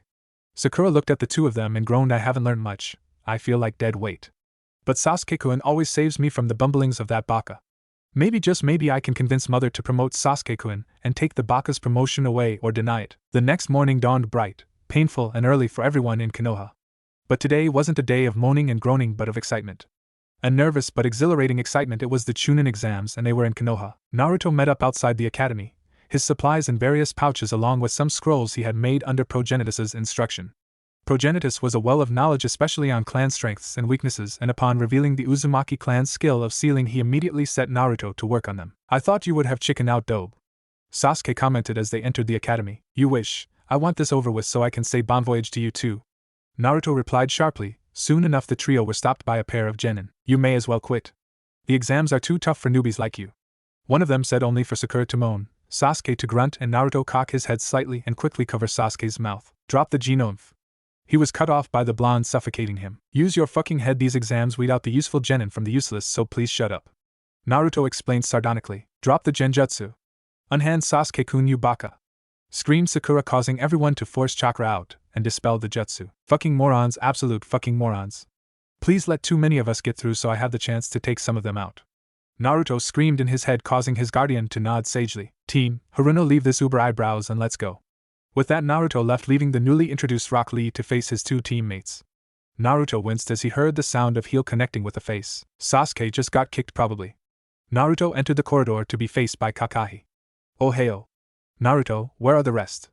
Asked Kakashi from his slouched position from the window. Naruto shrugged. Downstairs last I heard, dealing with some kid with bowl-cut hair, massive eyebrows and green spandex. Oh, and said kid probably kicked Sasuke team in the face. Sakura is now crying over it, and soon going to start hitting me for not protecting Sasuke team. I'm sorry sensei, but I cannot deal with those 2 anymore. Naruto ranted and Kakashi listened. Kakashi was a man of few words, but he was a very good listener and observer. He had noticed the lack of connection between his 3 genin and the effort Naruto put in to get the other 2 to work with him. Promotion is probably in order should he do well in the exams. Naruto, I have no idea what you are capable of. I should know, but you probably have hidden your skills from me to prevent me from carrying out my other orders to force you to hand over the jutsu you have to Sasuke. You need the others for the next few phases of the genin exams. Naruto-kun, you have coped so far, you should be able to cope for a few more days, came the nonchalant reply as Sakura appeared carrying an injured Sasuke. After quick glares and another explanation, the 3 genin entered the room only to become the target of a multitude of ki. Naruto smirked and with urging of Progenitus let fly his own ki, causing several teams to shiver and quell the other KI emitters. Will you lot quiet down? I mean, you're making a lot of noise, meaning you're the new ones here. I'm Kabuto, said Kabuto, who turned out to be a silver-haired teen of a large slender build crouched over several cards which Naruto managed to decipher as information. Then his main plan of secrecy went to Kami in a handbasket when Kabuto asked his class for information on anyone and Sasuke asked about him. Uzumaki Naruto, dead last of his class, Taijutsu low Chunin, Genjutsu none, Ninjutsu high Jonin to low Kage. Known Jutsu Kage Bunshin and several variants, and some elemental dragon-shaped jutsu. Sasuke turned on Naruto, his Sharingan flashing on and off. Dope. Give me the jutsu. He snarled, his hands curling into fists. All right, maggots. Quit the fighting. Save the internal disputes until later. I'm Marino Ibiki and I'm your judge, jury and executioner. Now get ready for the first test of the Chunin exams. Ibiki shouted. The rules were given out, which were a set of questions, under observation and no cheating. Naruto had developed the look underneath the underneath from Kakashi and smirked. Cheating, lying, deceiving, backstabbing and assassinations, all things we must utilize. With that, Naruto began to converse with Progenitus, and he slowly began to work through the questions. Suddenly one of the amines next to him popped his arm and Naruto capitalized by copying 3 of the questions. Sasuke utilized his Sharingan and the other clan heirs used their Kekkei Genkai to get their answers. Alright, maggots. 10th question. Get it wrong, you stay genin forever. Get it right and carry on the exams. Several teams chickened out, leaving 22 teams remaining before Naruto slammed his hand down. I'm not cutting. I'll become Hokage even if I remain a genin. I am Uzumaki Naruto. Remember that, data boyo, shouted Naruto, causing everyone to gulp and stare down the examiner. You all pass from here on out, it gets harder, said Ibiki before explaining the last question as the window exploded. The window exploded, revealing a black sack which exploded in a fine mixture of powder and chalk, revealing the sign. The sexy and still tragically single-second exam proctor Midarashi Anko. And the scantily clad woman that even a numbskull like Sakura could figure out was Midarashi Anko. Ibiki! 39 teams. Are you trying to make my job harder? Screamed Anko, opening her legs, before tilting her head back and sucking all the dango balls of the stick in her hand. Naruto managed to prevent the blood flow to his nose, but in his mind the fox had woken and through the faint crack in the seal managed to gain glimpse of the outside world, as had Progenitus. So bloody hot.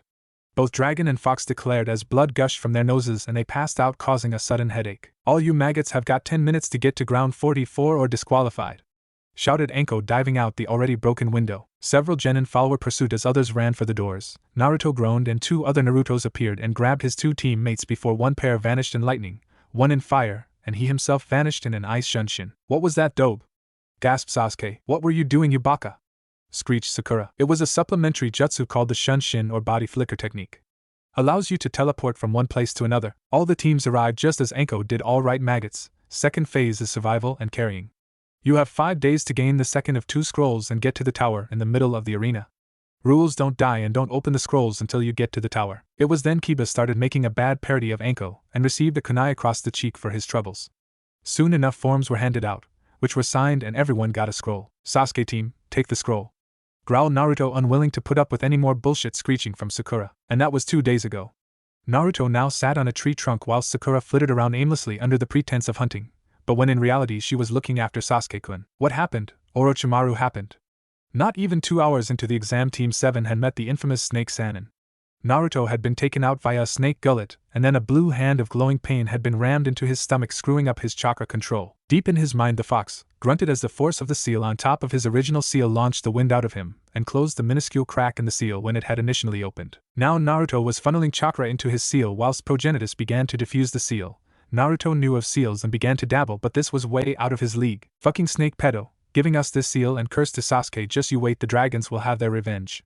Progenitus rumbled as he managed to release the seal, causing a massive overflow of chakra into Naruto's chakra coils, making him emit chakra before passing out. However, the Oto team felt the displacement of chakra and rushed towards it to find a pink-haired Kunoichi trembling at their appearance, looking after 2 fallen comrades. Let's kill the shaggy-haired, but was stopped when a loud voice screamed, Leaf Whirlwind.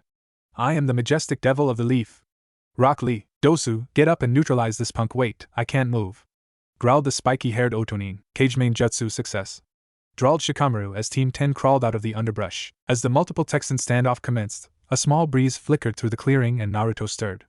Naruto opened his eyes to see the Otonins, Teams 9 and 10, standing around with Sakura shaking like a twig. Sakura, stop shaking like twig and man up. Oto, give us your scroll. Outnumbered and guns, simple as that. Suddenly the small breeze turned into a vicious wind as a malignant purple chakra volcanically erupted around the downed Uchiha. Black tribal markings appeared over half his face and in a blur of purple chakra according to the genin other than Naruto who saw him moving clear as day. Sasuke appeared behind the newly named Zaku and effortlessly belly to back suplexed him into the floor with a double arm breaker mixed in. Naruto winced slightly at the arm breaker, though he had to hand it to the duck, but he was a dancer in taijutsu the way he spun and manipulated his opponents before finishing them with simple combinations. The scroll went flying into the air wind style, dragon net jutsu. The jutsu caught the scroll with minor scratches to the outside and with gesture with his hand Naruto pulled the scroll back revealing it was looped in ninja wire. Sasuke fought the tribal markings back, leaving him refreshed but also wary. Then he saw Naruto and his arrogance returned. Dobe, I want you to give me your jutsu. Naruto's eyes flashed crimson briefly. Fuck off Uchiha, we don't have time for a pissing contest. I just want to complete this goddamn exam so I can become a Chunin. With that he swiped the scrolls from Sakura and launched himself into the trees shortly followed by his other teammates, and not sparing the decency to wait for them to catch up headed straight for the tower. 3 hours and a messy scrap with a team from AIM resulting in one with a cracked skull, one 2 feet shorter and the other singing with the angels. Team 7 arrived at the tower. We need to open the scrolls, said Sasuke snatching the scrolls off Naruto and opening them only for them to start billowing smoke. Soon enough Iruka stood in front of the 3 genin. I need to get out of here Iruka-sensei. How many other teams are here? Asked Naruto. Teams 8 and 9 along with a team from AIM, Kusa and Suna and now you so 5 others, replied Iruka. The moment the team landed in the tower, they split up. Naruto went to train leaving Sasuke and Sakura together. Sasuke fumed and stalked after Naruto to train as well. Naruto had found a private training room only to suddenly find himself being pelted by ice. Haku-chan, what you doing here? Asked Naruto raising his head up from the floor to find the heiress of the ice dragon smiling at him. I'm here as a medical ninja to give emergency aid to those really needed. I was just practicing my Hayatan and you startled me, she replied pulling Naruto to his feet. That's the thing Haku-chan. Earlier on today when I used my Shunshin I developed an ice one. I think the next stage of my Kekkei Genkai is awakening and I need your help to master Hayatan before the others awaken, explained Naruto funneling wind into one hand and water in the other before making an icy hurricane. Haku nodded at Naruto's skill to make the hurricane. It seems you're talented at utilizing your guardian's chakra to augment your water chakra to make a compatible ice. So the first thing you need to do is make the water rise up. Then you make a whirlpool and then a whirlpool with the water elevated without wind chakra, ordered Haku. Naruto nodded and grabbed one of the bowls in the room that were filled with water. Sasuke meanwhile snarled in frustration at the fact he had lost his bright orange comrade. How can you lose someone dressed in bright orange? He snarled mentally, causing the curse mark to burn slightly. Eventually the remaining days passed by and Naruto had managed to master the first stage of water manipulation and half of the second stage. He could rotate the water to make a whirlpool but not successfully to maintain a hollow center. Congratulations on passing the second stage of the Chunin exams. However, the next stage will require the 10 best genin and there happens to be far more than that, so a preliminary tournament must commence, ordered the Hokage after giving a speech about the history of the Chunin exams. The Hokage then introduced the proctor of the exam, Hate Gecko, who introduced the screens of death. Yoroi Akado vs Sasuke Uchiha came up on the screens and the pair remained on the floor. Certainly didn't waste time, Sasuke thought as he and Yoroi waited to start. No rules, I will stop you if one can't carry on. Ready, fight. Hate shouted before vanishing in a plume of smoke. Yoroi launched himself forward, his left hand coated in chakra. Sasuke stumbled and screamed as the chakra-coated hand landed on his head, forcing Sasuke backwards and to the floor. I'm going to drain you of your chakra, so you will have to use Lord Orochimaru's gift. Jujutsu, curse mark of heaven transfer. Yoroi growled and out of his mouth came a miniature head of Orochimaru which bit down on Sasuke's neck, implanting the deadly mark. Sasuke grunted and he gripped the hand, draining his chakra and pushed Yoroi backwards. I have no idea what this mark does with my chakra, but I'm going to beat you, he snarled, diving forward and launching himself across the floor and vanishing. Where'd he go? Yoroi thought before a foot smashed into his gut and plexus lifting him skyward. Grimacing, Sasuke followed his Sharingan, blaring with black marks crossing one side of his face. I may have copied some of that, but here on out this is all mine, Sasuke mocked. Suddenly the curse mark flared and receded. I won't let this control me. I am no one's puppet. With that he kicked Yoroi in the side, which was blocked but Sasuke, and grabbed the opponent's shirt, which allowed the Uchiha to attack the other side, which he opened with a backhand above the heart. This sudden attack halted Yoroi's ascent and for a moment he lay suspended in midair. Game over, Sasuke murmured before turning himself over and Yoroi began to freefall back. Get back here, I'm not done yet. Lion's barrage, Sasuke shouted before slamming his foot into Yoroi's stomach and sent him crashing into the ground. Sasuke landed on his feet and swayed. Sasuke Uchiha wins, Hate called out, and the medics rushed Yoroi away and Sasuke was shunshined away by Kakashi to get the curse mark sealed. The next match was mildly interesting. Zaku and Shino were next and they stared each other down. If you fight me here, you'll never fight again. I suggest you forfeit, the Yomaburaim commented, infuriating Zaku. I'll never forfeit, decapitating airwave. Zaku shouted, revealing his uninjured arm, and channeled a focused blast of wind towards the Aburame, who dissolved into bugs. The real Shino appeared behind Zaku. Never let the enemy get behind you, one arm won't do this, he commented offhandedly as he blocked the jab from Zaku. Air slicer! Zaku shouted, and the arena dissolved into dusk as Shino was blasted away. Meanwhile, up in the stands, Kiba and Hinata gasped that Shino was getting thrown around like a ragdoll. It all came to an abrupt end when Shino commented he had blocked Zaku's air tubes when Zaku had tried to punch him earlier. Foolishly calling the Aburame's bluff, Zaku shouted double extreme decapitating airwaves. Then the sound of metal, flesh, bone and muscle was heard throughout the room as Zaku's arms exploded. Shino Aburame is the winner. Next match. Hate hacked out. The third match was between Yoroi's teammate and Kankuro of the Sand. The teammate used his bloodline to soften his bones and wrap Kankuro up and threatened to snap his neck if Kankuro didn't forfeit. However, Kankuro revealed to have swapped himself with his puppet and used the puppet to break the Elastic Boy's bones. Pathetic. Next match, Haruno Sakura and Yamanaka. Two incompetent monkeys. Please Ino be better than Sakura. Naruto prayed desperately to Kami. It was disappointing to say the least. Sakura and Ino showed their skill in the basic jutsu. The only saving grace was the fact both genin knocked themselves out. Kakashi's sweat dropped at how ineffective Sakura was. Tenten vs Temari was unfair on Tenten. It took 5 minutes for Temari to reveal her entire battle fan and destroy Tenten's ultimate attack and painfully incapacitate the panda-looking girl. Anyone but Temari and she would have annihilated them. Several fighters and Jonin thought. The other matches came and went. Sarutobi was quite surprised at the potential of the successful genin. Naruto had proven his immense durability and mastery of the Kage Bunshin to beat Kiba Inuzuka, followed by Kage Bunshin assisted Lion's Barrage/Dance of the Leaf Shadow. Naruto then effortlessly unleashed a Futon, Draconic Great Breakthrough, and Futon, Dragon Palm. Hinata and Niji Hyuga was a bloodbath, which Niji combined formidable psychological warfare with his natural prodigy skills to defeat his cousin. However, it required several Jonin to intervene, including him, as the hate-filled Hyuga went for the kill and Harry had to restrain the Hyuga in a subjugate chokehold with Guy, Kurenai, Kakashi and Hate forming a barrier between the two Hyuga. Gaara almost killed Lee with his Jinchuriki-possessed sand, and Dosu defeated Choji with a well-placed shot from his melody arm. Hate noted down the competitors and came round with a box of numbers for each competitor to decide their lineup in the final. The month passed by rather quickly, but for Naruto it was one of the few times he had let his frustration out because of Kakashi only giving him 5 jutsu compared to the 15 combined he had given his Banshee and thieving teammate. Then the Scarecrow had decided to hoist him on closet pervert Sensei Ebisu. Naruto quickly dealt with that by tricking Ebisu into thinking he was groping a young girl near the onsen when it was an all-day ladies' day.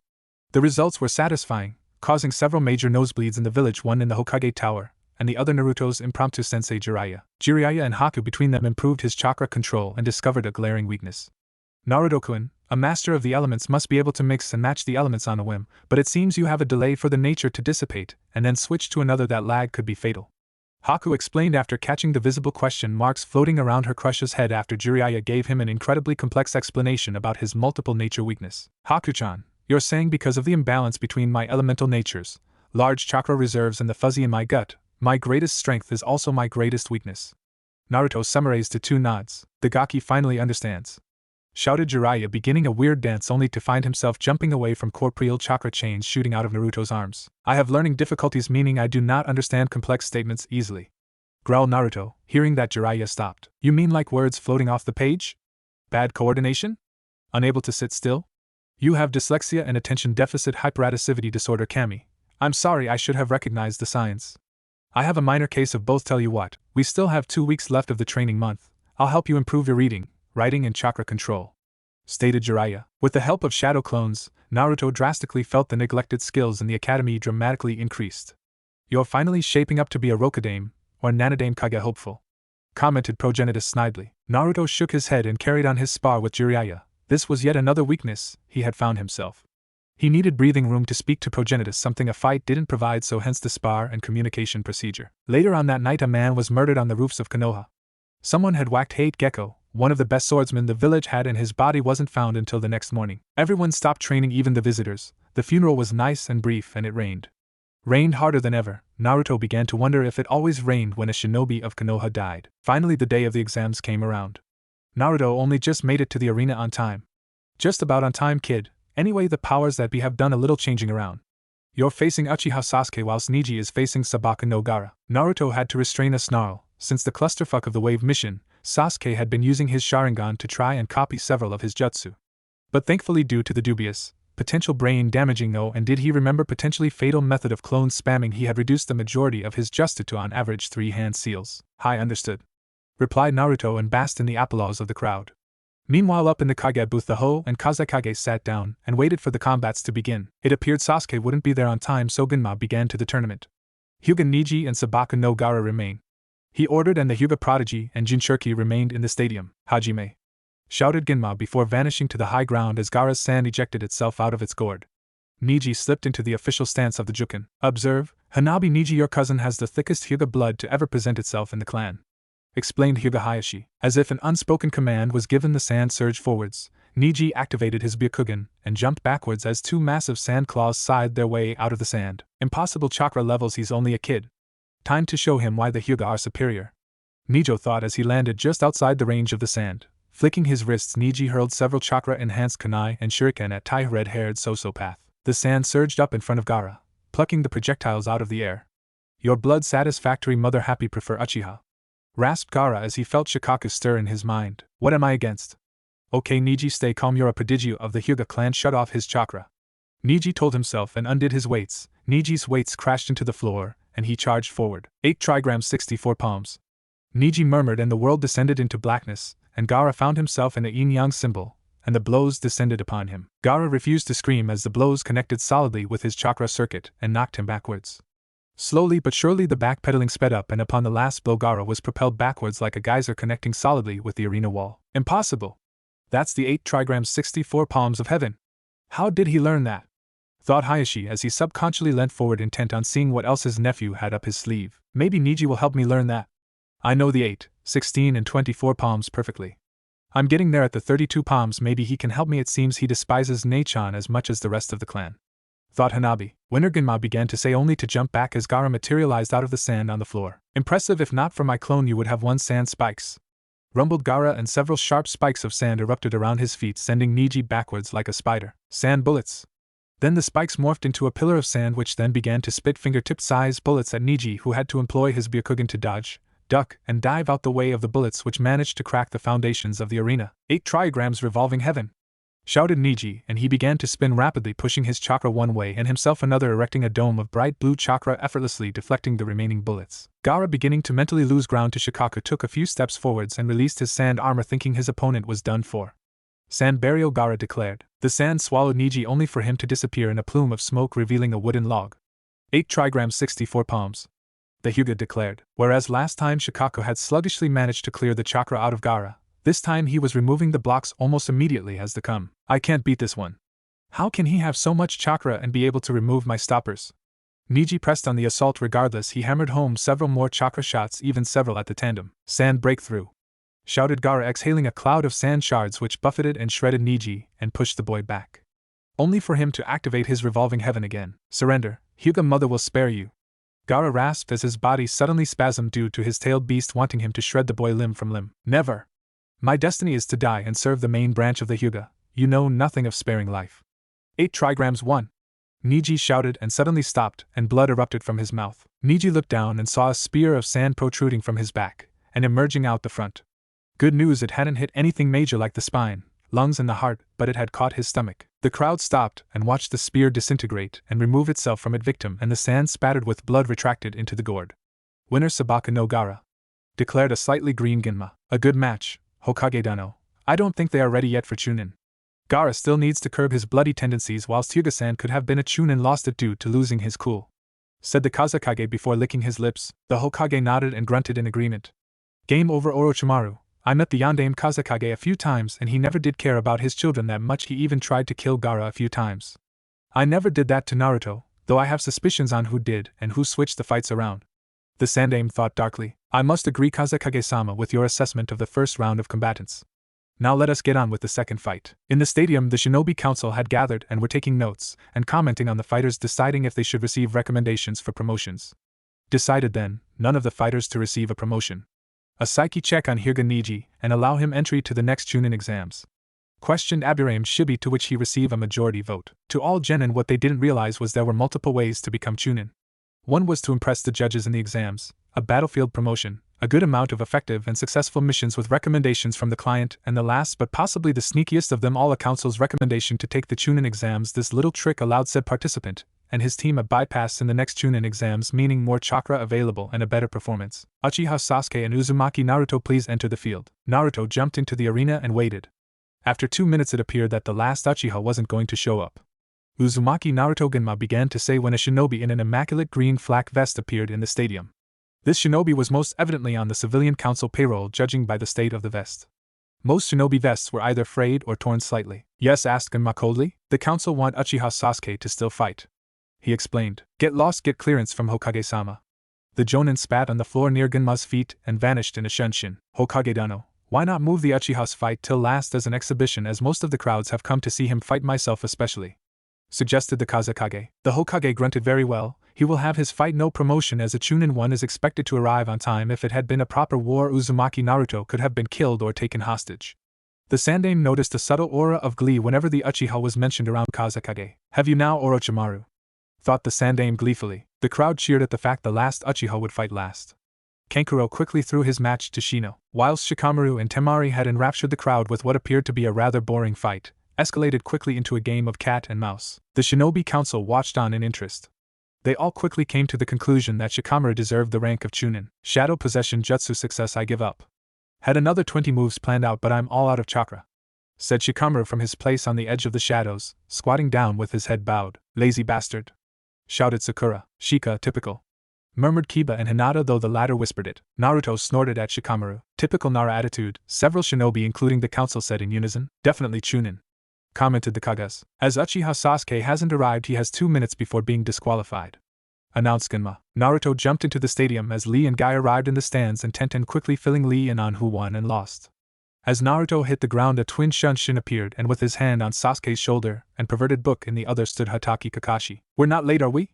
Saw a few black cats and Sasuke had to get changed, drawled the scarecrow Jonin to a mass sweat drop. Uchiha Sasuke versus Uzumaki Naruto Hajime, declared Genma before grabbing Kakashi and shunshining them both to safety. Scared dobe?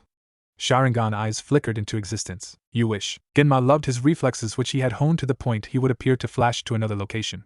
Those reflexes had just saved him again, as the moment he called for the match to begin, the Uzumaki and Uchiha hurled themselves towards and away from the other, and unleashing an arsenal of kunai and shuriken which crashed with such force it sounded like a battle between samurai. Sasuke's hands blurred through 2 chains of hand seals before exhaling 2 fireballs of larger than normal proportions. Naruto snorted and effortlessly slid under them. He needed to neutralize Sasuke as fast and effectively as possible, and preferably without Sainjutsu. Hijutsu, chains, he called, and 2 lengths of chakra chains emerged out of his shoulders, coiled snake-like around his arms, and dropped to the floor. Naruto smirked as he flicked them up, and as Sasuke rushed in for a mythical phoenix flower jutsu, Naruto struck. The first chain went for the Uchiha's stomach. He effortlessly switched with a log. He swore under his breath as the second chain almost took his head off. Sasuke smirked. All you have, dough, he mocked as he charged into close combat. Progenitus told me the Uchiha were fast and agile over flat ground. Disrupt the ground Tusan's technique. I'm going to need his help for this. Naruto, instead of jumping backwards, flicked his right hand out, and whirling sound was heard. Up in the crowds, the Jonin Council and a few of the Chunin gasped. It can't be Rasengan? They thought as one, whilst underneath a transparent escape jutsu Jiraiya grinned cockily. That's his kid. I feel ashamed not being able to teach him much, but at least I got to teach him the first stages of the Rasengan. By now the swirling mass of chakra and solidified into a ball of chakra not much bigger than a soccer ball. Rasengan! Screamed Naruto, and he slammed the construct into the floor as Sasuke landed. Sasuke stumbled and Naruto capitalized. In a second Naruto had Sasuke by the shoulders and driven his knee into the Uchiha's stomach. Sasuke grunted as the full force of the knee strike connected, then his world spun as Naruto hit him square in the forehead with the palm of his left hand. The crowd stared as the Uchiha was staggered. Go! Sasuke Kyuin! Shouted Sakura, causing Ino and Choji to look at her with wide eyes. Sakura, shouldn't you be cheering on both of them? I mean, they're both your teammates. Chastised Ino, only to receive a glower in return. Sasuke-kun is so much better than Naruto team. Ino, as a result, he is the only one worth cheering, she replied before screaming another cheer for Sasuke. Sasuke was amazed. He couldn't copy Naruto's attacks. Well, he was tracing them, but he wasn't able to block them with his interceptor style. Lightning style, bolt. Sasuke shoved his hand out like a spear, and the bolt of lightning discharged off it rapidly, and sent it careening towards Naruto. Sod it, I have to use them. Hayaton, black spiral dragon. A black dragon made of ice erupted from Naruto's mouth. Thankfully the seals were made too quickly to be copied, but Sasuke had seen enough of them to evade the technique. Katsu! Shouted Naruto, and the dragon exploded, launching fragments across the field. 7 of which caught Sasuke cleanly in the stomach. Sasuke snarled and dropped the weights on his arm with a slice of a kunai and flipped away. Up in the stadium, Kakashi's eye widened as he saw Sasuke begin scrolling through hand seals. Sasuke, you're not. He growled out loud. Kakashi-san, what is Sasuke doing? A soft female voice. Kakashi, who had been joined by Guy and Genma, turned around to find Haku joining them, her Chunin vest 3/4 done up. I taught him under the pretense of fighting the Sand Kid, the Chidori, that attack I used in our second meeting, explained Kakashi, and Haku's eyes widened. And that boy is using IT on Naruto, growled Haku as Koroi began to growl at the stupidity of humans. Sasuke-kun is so cool mustering all that power, exclaimed Sakura, but Ino, Chuji and Kiba, whose parents and relatives had worked with Kakashi, gulped. This isn't exactly good. Sakura, Sasuke could actually kill Naruto with that jutsu, exclaimed Ino, emphasizing the word kill, but Sakura didn't care because her true love was trouncing the baka into the earth. Progenitus, any ideas? Asked Naruto as he began scrolling through an incredibly complicated jutsu. The reason it was so complex was because he needed to focus his chakra into the water tanks deep below the stadium. Hit the kid with a water dragon jutsu and watch him fry himself, came the slightly arrogant response, and Naruto nodded. The first set of hand signs were draconic signs allowing their summoners to manipulate the atoms and molecules around them into the chakra of their choice. In this case, Naruto was rapidly increasing the moisture in the air and forcing the pre-existing water in the tanks below the stadium upwards. Naruto knew couldn't do it alone, so Progenitus, and after many a cajoling, the Kyuubi began forcing their chakra and manipulating said chakra around the blonde's body. Up in the Kage booth, the two Kage's eyes widened. This child is something else, Hokage-dan, though I failed to see how this is going to save him from that lightning attack from Sasuke-san. The Hokage smirked. Water conducts electricity, though I will be having words with Kakashi for teaching such a dangerous jutsu to his students. The same words will be given to Jiraiya when I next see him. By now the chakra had been built up to almost visible standards when Sasuke began to charge, the wall disintegrating as he began to run, and the chirping of 1,000 birds began. Dragon Sly, Water Dragon Bullet! Screamed Naruto as Sasuke hit the floor. The water rushed up from the tanks into the arena as the moisture in the air dispersed into a short rainfall, and soon enough Naruto was standing on a 2-foot deep volume of water. Suddenly the water began to churn and bubble, and a water dragon the exact same as Kakashi sped towards Sasuke. Sasuke's eyes had two Tomoed Sharingan, meaning he could see the flow of chakra, and if he could he would have gasped. How could the dobe have so much chakra? His temporary loss of focus was all Naruto needed as the water dragons plowed into the Uchiha. Sasuke grimaced as his technique dissipated under the torrent of water with minor burns. Up in the stadium, several Jonin and Chunin were observing with interest and mentally marking points to see if the combatants were deserving of the Chunin rank. That Naruto kid, he's using good use of strategy and decent jutsu. The way he started the fight with pure taijutsu, and trying to resist using his jutsu. Sasuke using that jutsu on a comrade, he doesn't deserve the rank. Came the unison report of the assembled shinobi. Then Orochimaru struck, forming a modified snake seal. A set of feathers descended upon the stadium. The moment the feathers started to fall, 3 dozen Suna shinobi slammed their hands down in unison on 3 summoning circles. Then in 3 massive clouds of smoke 3 snakes appeared, then almost as programmed they surged towards the village walls. Back in the arena, several Oto ninja jumped out of their disguises as civilians and fell upon the assembled Chunin. Naruto smirked and summoned a well of chakra and visibly forced it out of his body, freeing him from the genjutsu as Sasuke and Sakura did the same. Gaara, Kankuro, Temari, get out of here, fulfill your part of the plan. I'll deal with these genin, ordered Baki as he jumped into the arena to find Naruto already rushing after Sasuke, who was hurtling after the Sand siblings. Uzumaki Naruto, the Jonin began only to be cut off by Naruto. Namikaze Uzumaki Naruto, actually, but take your pick, replied Naruto calmly. The only responses were a stiffening off the Sand Jonin's back and the Senbon loosening in the other's lips. Since the Chunin exams are now over and your foolish opponent has charged off, you are to provide assistance. I can take this one, ordered the Jonin. Hi, Shirani Genma. Hi Genma Taicho. Naruto rushed forward, quickly multiplying himself into a small army, and he quickly left the arena. Naruto entered the gallery, pulled out and launched 3 kunai and 4 shuriken into 3 Oto ninja creeping up on Haku. 2 of the kunai penetrated the base of the skull of 2 of the ninja and 2 shuriken finished off their spines. The remaining projectiles littered the other nin's arm and shoulder. As he spun around, Naruto was in his face. Uzumaki Hijitsu, chains. Get over here. He finished throwing 2 chains sliding through the man's lower stomach before being violently wrenched over. Naruto grimaced as he formed an X with his arms and violently pulled apart, only for it to happen on the unfortunate ninja in front of him, caking himself and Haku on blood. Sorry Haim, I have to save the Yuke. With that he rushed out of the gaping hole in the back of the gallery caused by a Chidori and a leaf whirlwind connecting with the same poor bastard. Naruto, track and reinforce Uchiha Sasuke and the genin team sent after him, ordered Kakashi, not turning around from the Chunin whose throat he had just opened. All across the village skirmishes and brawls were breaking out along with vicious defenses. 7 Sand Chunin were claimed in an abandoned building covered in explosive notes. Meanwhile, nearby, Akimichi Choza placed his hands in a customized bird seal and expanded to a titanic size, and pulling out his enlarged Nedbo staff proceeded to swipe the attacking shinobi off the rooftops and blowing them down the streets by rotating his staff like a propeller. Up on the rooftops, 2 Suna Jonin stealthily crept upon Konoha's former chief interrogator Yamanka Inoichi, who spun around forming a unique hand-sign mind destruction jutsu. One of the Jonin stopped cold as ice, turned, and before his partner could stop him, launched himself at him. Come on fellas, you mean Yavi never heard of the Leaf Village's Shadow Paralysis Jutsu? Y'all love this next one, the Leaf's Shadow Neck Binding Jutsu. With that, the shadows crept up the Sound Ninja's body to their necks and slowly crushed the life out of them. The elder Inoshikacho trio appeared on the rooftops looking for any potential attackers. Hurtling across the rooftops in the traditional all-fours jutsu of the Inuzuka clan, Hana and some charged a seemingly impenetrable wall of fan-wielding Tsunanin. Getsuga. The mother and daughter screamed as the 2 humans and 4 Niken began spinning like drills and launched themselves at the wall. Meanwhile, boxed in by a 4-flame pillar prison, Sarutobi Hiruzen and Orochimaru along with a resurrected Sho and Nidame Hokages clashed. The roof was barely holding under the strain of the Ki, jutsu and chakra the 2 men and corpses were emitting. Transfixed, the 3 prowling ANBU stopped and watched as their Hokage dodged, ducked, dipped and dived with a sense of control, grace and style that certainly didn't add up to his age. Sarutobi panted heavily as he leant on his staff and the Monkey King. I need to use the Shiki Fuin. Only way to end this, he thought while summoning the last of his chakra. The seals began to form. Out in the forest just to the north of the eastern wall of Konoha, Naruto pulsed his chakra and forced himself free from an impromptu sand coffin.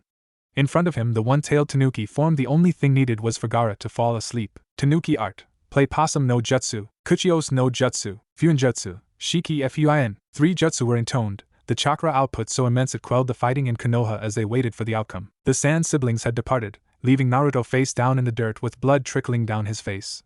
This would be the last time he did something this utterly stupid. Flashback. Kuchios no Jutsu. In a plume of smoke, Naruto reappeared on the head of a gargantuan dragon, who summons Mjolnir of the Storm cast.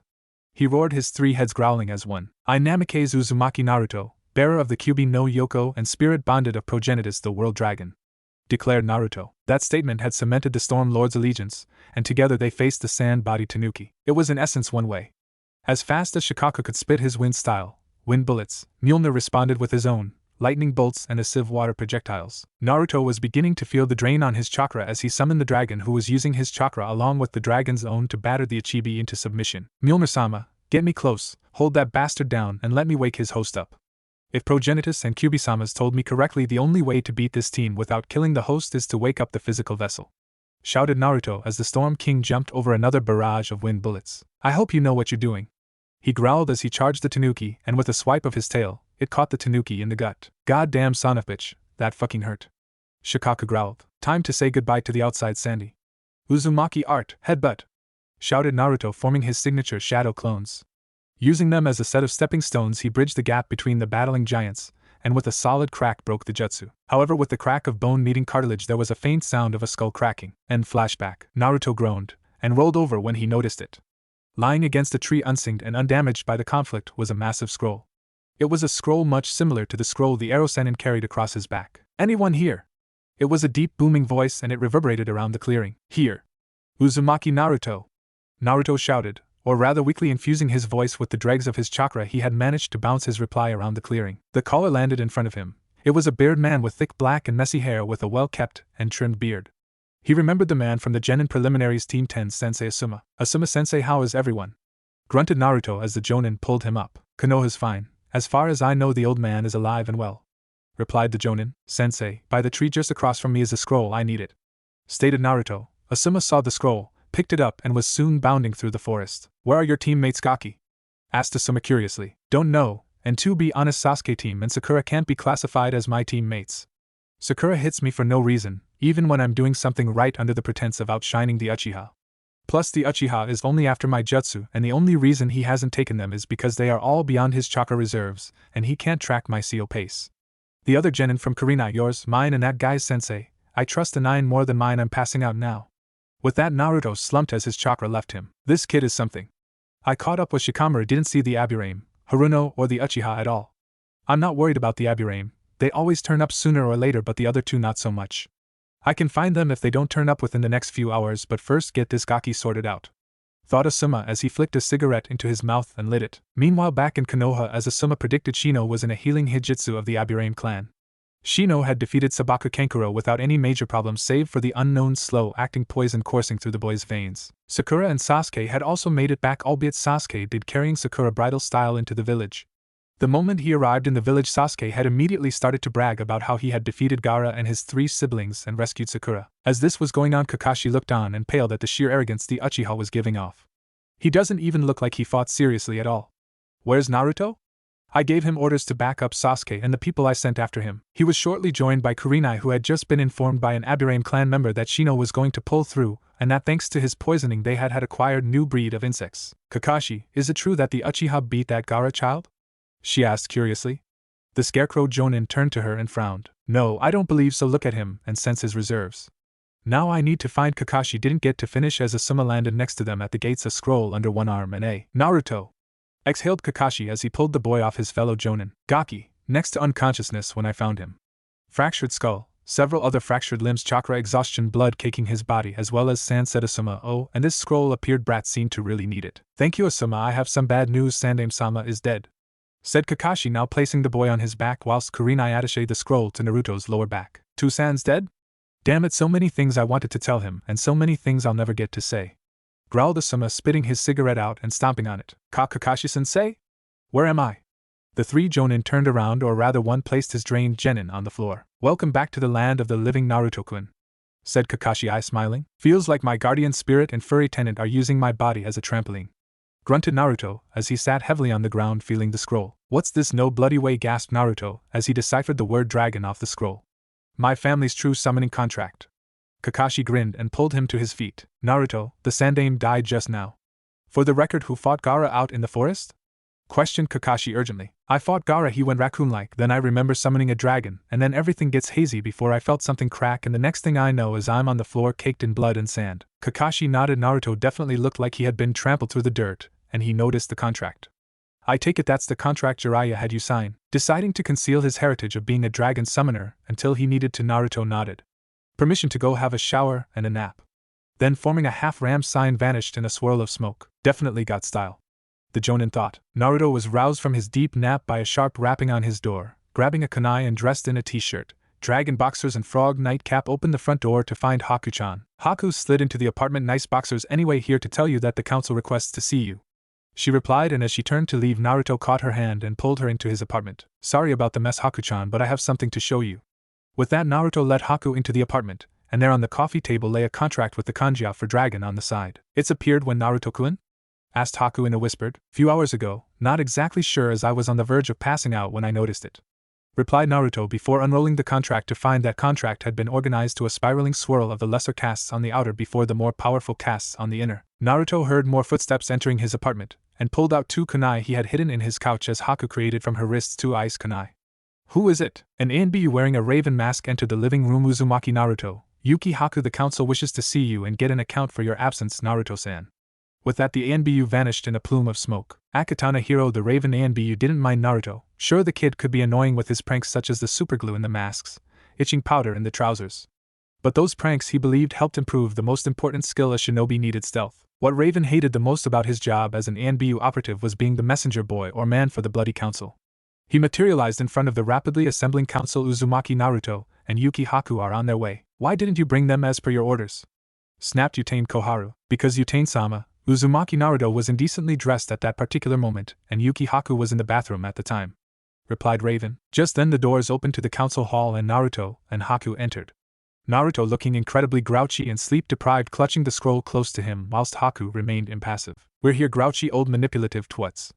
Naruto flinched only to be hit around the ear by Haku. Uzumaki, where were you during this invasion of Suna and Oto?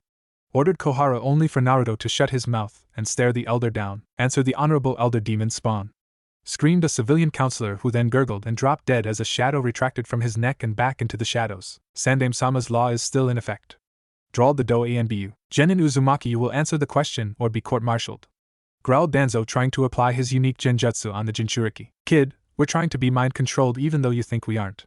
Keep your mouth shut and wait until the Jonin commander speaks up and answer his questions, ordered Progenitus as he and the fox projected their chakra around Naruto's body, breaking the genjutsu. Are you retarded? Snapped Mitokado Hamura when Shikaku stood up. Genin Uzumaki, my name is Nara Shikaku and I am the Jonin commander of the village. I am inquiring about your whereabouts during this most recent invasion," drawled the commander, and immediately Naruto responded. "I was in the Chunin arena before being ordered by Tokubetsu Jonin Shiraniganma of the Hokage Guard platoon to reinforce Sasuke team." "That's Uchiha-sama to you, scum!" screeched Hiruno Mabuki, and Naruto winced. Haku slapped Naruto across the head. "Naruto-kun, behave, put aside your dislike of Sasuke-san and finish the report." Then she turned to the civilian council. "You shut up about Sasuke-san being superior, and keep your mouth closed from shinobi business." Haku laced the tone of her voice with a good dose of ki, causing the civilian council to nod as one. "Sorry Genin's Uchiha Sasuke, Haruno Sakura and Nara Shikamaru. Anyway, on my to reinforce," said Genin. "I found Aburaim Shino in need of medical assistance, but another member of the Aburaim informed me to carry on my original mission and that he had the situation under control. I proceeded to the sound of fighting nearby, believing it to be the team, but it turned out to be the Ichibi no Shikaka fighting to be released from his container." Everyone was transfixed as Naruto carried on his statement. "He's telling the truth so far," informed Ibiki from his position next to the Uzumaki. During the on-the-spot post-disaster reports, the TNI department stood invisible to the subject and made sure to keep track of body language, temperature, sweat glands and brain activity to ensure no one tried to spin the report in their favor. "I couldn't find the team anywhere, but unfortunately I was noticed by the Shikaku and was forced to battle him. With the use of sheer multitude of clones and a very lucky timely intervention from a dragon summon who I managed to summon without the use of a contract, and through my spirit guardian I managed to defeat him. I sustained skull fractures, broken ribs and a broken arm along with blood loss, all of which are healed due to my tenant, shall we say." With that, Naruto concluded his report. "We accept your report, and inform you that you have 2 days off before the funeral of our beloved Sandaime-sama," informed Shikaku. Naruto bowed before heading out of the council chambers. "Just a moment," Uzumaki, a weedy voice, called out. Naruto turned again. "Who is it?" he called bluntly. The civilian council stiffened at the impertinent manner Naruto was addressing one of the elders. "I'm Elder Shimura Danzo. I'm curious about this dragon contract." "Well, I'm not curious, but I'm demanding that you hand over the contract to the young Uchiha Sasuke." Naruto's eyes turned shining gold with a hint of bloodlust coming from the QB seeping out. "Okay, if you order the clans to hand over several of their most prized techniques," he responded coldly. The Shinobi Council reacted in several ways. The Kurama and Hyuga clan heads responded sharply and harshly with cries of preposterous, whilst the other clans smirked as they recognized the ploy the dragon summoner had used. "I'd never ask our noble clans to do such a thing," wheezed Danzo. This brat was grating on him. Oh, how he wished he could use Uchiha Shusoi's implanted eye, but at this moment the genes of the Showdown Hokage were just settling in. "You will do what Elder Danzo commands, brat," ordered Hamura, though secretly deep down, and he wouldn't reveal it under protest, he believed that the young Uchiha was too unstable and ill-suited for the powers that the QB holder had at its disposal. "I'll surrender it, if the Uchiha can summon a whelp and it bows to him and accepts him," replied Naruto. Game set. Game matched. The Dragon King and Fox thought. Sasuke entered the council chamber to a standing innovation on the defeat of the Ichibi no Shikaku. "Uchiha Sasuke, the civilian council with the backing of the Shinobi Council have managed to get you the dragon contract." Naruto smirked evilly, swung the contract roughly into the Uchiha's body, causing him to stumble. "Write your name in either the lightning or fire dragon casts based on your affinities," Naruto advised. Sasuke shrugged him off, opened the scroll and signed his name to the most powerful dragon cast, the cast of the 5 elemental release. Ainu Tori Saro, Hitsuji Kuchio no Jutsu. There was a puff of smoke, and out of the smoke, nothing appeared. "Brat! What did you do to Sasuke-sama?" screamed one of the civilian council. Naruto smiled draconically when he saw the out-cold Uchiha. "Idiot, I told him to sign his natural affinities." With that he picked up his scroll, winked at Haku, and the pair vanished in shimmer of ice. Naruto and Haku arrived back at his apartment, to find Jiraiya sitting his couch. "Kids, I need to borrow Naruto. I'm taking him to find the Godame," said Jiraiya. "Not interested, to be honest. I'd rather work on training my other elements and summonings," replied Naruto. "What if I told you I had a personnel jutsu for you? A variant that I made based off your father's?" Jiraiya countered the grin. "Naruto-kun, go on, go save the leaf." Soon enough, within 10 minutes, Jiraiya and Naruto departed the village. Naruto attacking very few of his possessions, mainly his scroll and a few changes of clothes. "Where are we going?" asked Naruto curiously. "We're going to find the new Hokage. She should be in Tanzaku town. Don't worry, on the way you'll learn a few jutsu," said Jiraiya. "What?" exclaimed Naruto, getting a belly laugh from the Toad Sage. "Thought you were ready to be Hokage?" "Not yet, kid. 4 years or so, you'll make a good Rokudame or Nanadame Hokage," explained Jiraiya, causing Naruto to face fault. That night the pair set up for the night. Jiraiya handed Naruto 2 water balloons. "Rotate the water with your chakra until they pop, like so." With that the water balloons detonated in a pattern of multicolored shapes. Naruto nodded and grabbed the water balloons and began to spin them. Jiraiya stopped Naruto after half an hour and forced him to sleep. Naruto that night had possibly one of the best night's sleep ever. The next morning the duo were back on the road again. Naruto swore violently as he couldn't detonate the balloon. "Kid, how many ways are you spinning your chakra on both balloons?" What way does your chakra spin? Asked Jiraiya. I don't know. I wasn't exactly allowed in the majority of my lessons, replied Naruto somewhat sullenly. Jiraiya nodded, dodged back to his young companion, and slammed his hand down on the boy's head. Spinning in 5 directions, you need to spin it in 1. And spin your chakra to the left, Jiraiya instructed. Naruto did as instructed, and soon enough the balloons popped, turning Naruto's hands wet. Jiraiya handed him another 2 balloons and Naruto repeated the process. The stack of water balloons dwindled down to nothing. Before I teach you the second step of this technique, form the first stage now, he ordered. Naruto concentrated on the feeling of the first stage, and the spinning shell of the technique bloomed into existence in both hands. Jiraiya nodded in satisfaction. Could be faster, but that'll come with time. Rubber balls this time, full power to rip it, he instructed. Naruto channeled his power into it, and nothing. By now the duo had almost reached Tanzaku town. Isn't this place a gambling city? Correct, Gaki. My teammate Tsunade is known as the legendary sucker. She's going to be the Godame Hokage. However, she has debts as large as her assets, and will probably take flight if she ever catches wind that we're coming for her, explained Jiraiya. Meanwhile, in a little bar in Tanzaku, a large-breasted blonde-haired woman placed a sake bottle down. Her companion, a small dark-haired woman, clutched a pig wearing a set pearls. Lady Tsunade, please, I think you have had enough to drink. Shizen, don't tell me what to do, growled Tsunade as she drained yet another bottle of sake. Then the door opened as Jiraiya and Naruto both entered. Arrow Jiraiya, is that them? 4 in from door 5 across? Naruto asked curiously. Ever since Naruto discovered Jiraiya wrote the Ika books, he started calling the man Arrow Sanin, but Jiraiya had quickly proven himself to be a somewhat decent teacher, hence Arrow Jiraiya. Jiraiya couldn't complain about the second name, as it was better than the first. He quickly agreed if he decided to teach Naruto more and less peeping, Naruto would consider the suffix sensei. Yup, that's them. Let's pray we're lucky, the Toad Sage said as the pair made their way over. Hey, Tsunadeheim, called Jiraiya as they walked over. Tsunade and Shizen looked up and paled as they saw the infamous Toad Sage walk over with another person. Jiraiya, I had a feeling you'd turn up. Meeting up with both teammates in one day can't be a coincidence, growled Tsunade softly. What is it you two? The council wants you instated as the Godame, Tsunade-sama, stated the blonde. He was blunt and polite, both things Tsunade appreciated. Thanks but no thanks. Sarutobi-sensei is still alive, isn't he? She asked, though deep down when she had met with Orochimaru, he had a gleam in his eyes that she remembered that he got in the Second Shinobi War whenever he killed someone. Sarutobi-sensei is dead. Orochimaru ran him through with Kusanagi but lost his arms in the process, said Jiraiya sadly. Who's the runt? Asked Tsunade bluntly, clearly indicating Naruto, who bristled under the insult, but after months of training with Progenitus and the Kyuubi on insults, and not listening to them paid off. Uzumaki Naruto, my apprentice you could say, said Jiraiya, giving Naruto a pleading look as in please back me up. Yeah, Jiraiya-sensei is my teacher. Temporarily at least, he's been helping me get control of some learning difficulties and reinforcing the basics on me. Said if I could get them to a suitable level and my jutsu the same, he'd build up on that, commented Naruto, catching the younger girl's interest. I'm Kato Shizen, Tsunade-sama's apprentice. What do you mean the basics and difficulties? Asked Shizen curiously. Dyslexic, ADHD, chakra control, reading and writing kinda need to improve them, if I'm going to become Hokage. Oh, and chakra control some more complex ones, stated Naruto, making Shizen smile and understand. At least he's not turning you into a pervert, she said, giggling, making Naruto grin. Haku-chan would give me frostbite of the decade, if he even dared. I'm not going back, Jiraiya.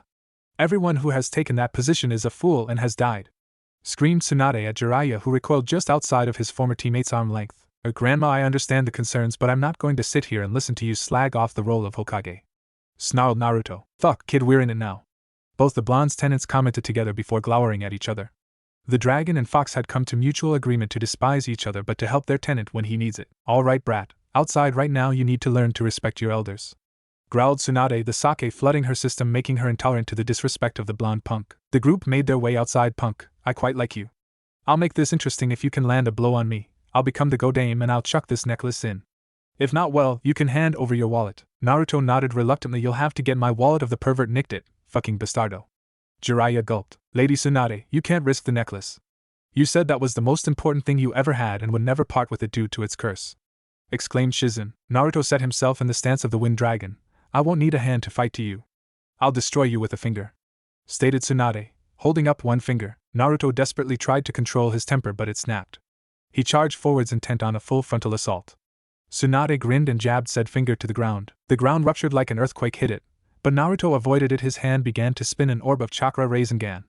Tsunade dodged the attack and went to poke the genin but broke a wooden log instead. Dual Rasengan! Naruto shouted, but he left himself wide open, The attack faltered, the spheres flickered and shimmered and dissolved into nothingness. Tsunade dodged them and with one flick of her finger sent the boy flying down the street, into a wall to end up compacted inside a garbage skip outside of a restaurant. Jiraiya, you imbecile, teaching him your variation of that technique, what were you thinking? Growled Tsunade at her former teammate. He's his kid. Anyway, let's get a drink for old time's sake, and you can tell me what Orochimaru promised you. Be warned, if you think that Orochimaru will fulfill his end of the bargain, I will kill you, warned Jiraiya, the Ki lacing his voice, showing Tsunade why he was the strongest in terms of raw power out of the Sannin. With that, the Slug and Toad summoners headed off to the bar. Shizen quickly joined them as she had put Naruto on a bed. Shizen, the brat has a week to learn the dual Rasengan. Shizen nodded. I'll tell him when he wakes up. With that, she left the two Sannin, leaving them to reminisce about old times. I have week to decide, Jiraiya. 1 week to decide, Jiraiya. What do I do? Asked Tsunade more to herself than anybody else. Unbeknownst to Jiraiya, Tsunade had slipped a paralysis drug into the man's drink. She had made up her mind. Ever since Orochimaru said he could bring her former lover and brother back, she knew Orochimaru had to die. Meanwhile, Naruto jerked awake. What happened to me? He slurred, only to find Shizen sitting next to his bed. Naruto-kun, you're awake. I need to have a quick word with you, Shizen said. What about? He asked curiously, tying his headband on bandana style for once. Tsunade-sama, change the deal. If you can learn the dual Rasengan in a week, she'll give you her necklace and become Hokage. Naruto nodded. I accept. You can't. Everyone she's given the necklace has died because they want the same goal, Hokage, plus the necklace could buy you 3 mountains and several gold mines, pleaded Shizen. I can't go back on my word. That's my Nindo and ninja way, explained Naruto before grabbing his scroll and headed out. The next morning, Naruto found Shizen KO'd on the floor in his apartment. Hey Shizen, what happened? We didn't do anything?